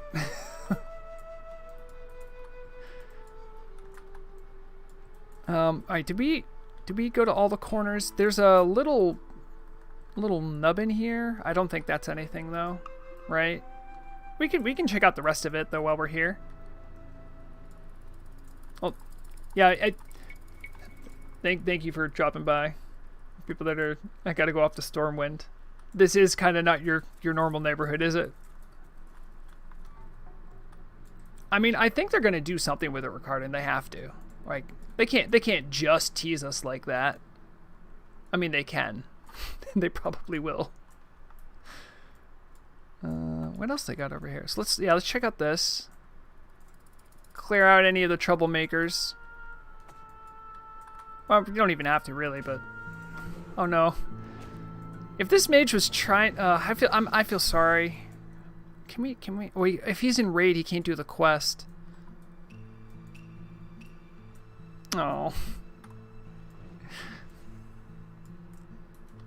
I'm going to apologize. Apologize. We're explorers. Sorry if we took your kills. Oh, did he leave? I feel bad. Oh no, there he is.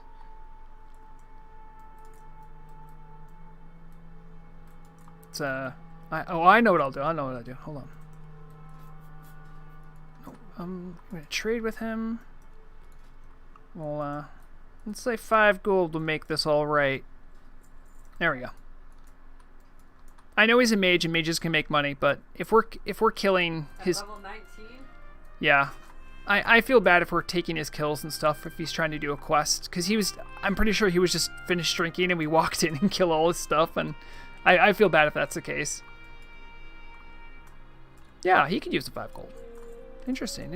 Okay. More. Ooh, wait a minute. Another door. This actually looks like a museum exhibit. Oh, it is an alcove. Is it, though? Come on, someone get me through the wall. Yeah, this one actually does look like it could be a toilet, Randolph. The Titan Crapper. Yep, that's what it is. Oh, jeez. You guys didn't tell me I've been streaming almost for 4 hours now. Jeez. Yeah, hey, honey, you've been streaming a really long time. Thanks. Yeah, well, I'm gonna wrap it up shortly. If anyone can hear my voice and is in raid, and would like to go to their home city, I'm gonna drop a wormhole. If anyone doesn't know how wormholes work, let me just Wait, do I not have one? Oh, that's wormhole. Oh, that doesn't sound right. Okay, I do have one. All right. So, what happens with a wormhole? If you're not accustomed to it, this is a custom thing that is on the server. It's going to put a wormhole on the ground, and you need to quickly click it if you want. It doesn't matter if you're Horde or your Alliance, it will bring you back to Orgrimmar or Stormwind. It will bring you to your correct city, okay? So if anyone traveled a long way to get here, and it would help a lot for you to get a ride home with the wormhole, I'm going to put that down momentarily. But, oh, APOC, good idea. Yeah, APOC, Guru, hang out for a bit. We'll get the picture after. I want to send people home, and we'll get the picture after. Some people from the Rogue Tank Discord, we want to get a picture of everyone in the Rogue Tank gear. So, we'll be doing that after. Alright, so everyone get ready. The portal's going to drop, like, right in front of me. Okay, so you just have to click it quickly. It's only going to be there for a couple seconds. Alright? And if you don't want to go back to your home city, don't click it. Alright, here we go. Wormhole's going down. Get ready. I'm not clicking it. I'm going to be going with APOC and Guru to get a picture. Quick, quick, quick. It's only up for a couple seconds.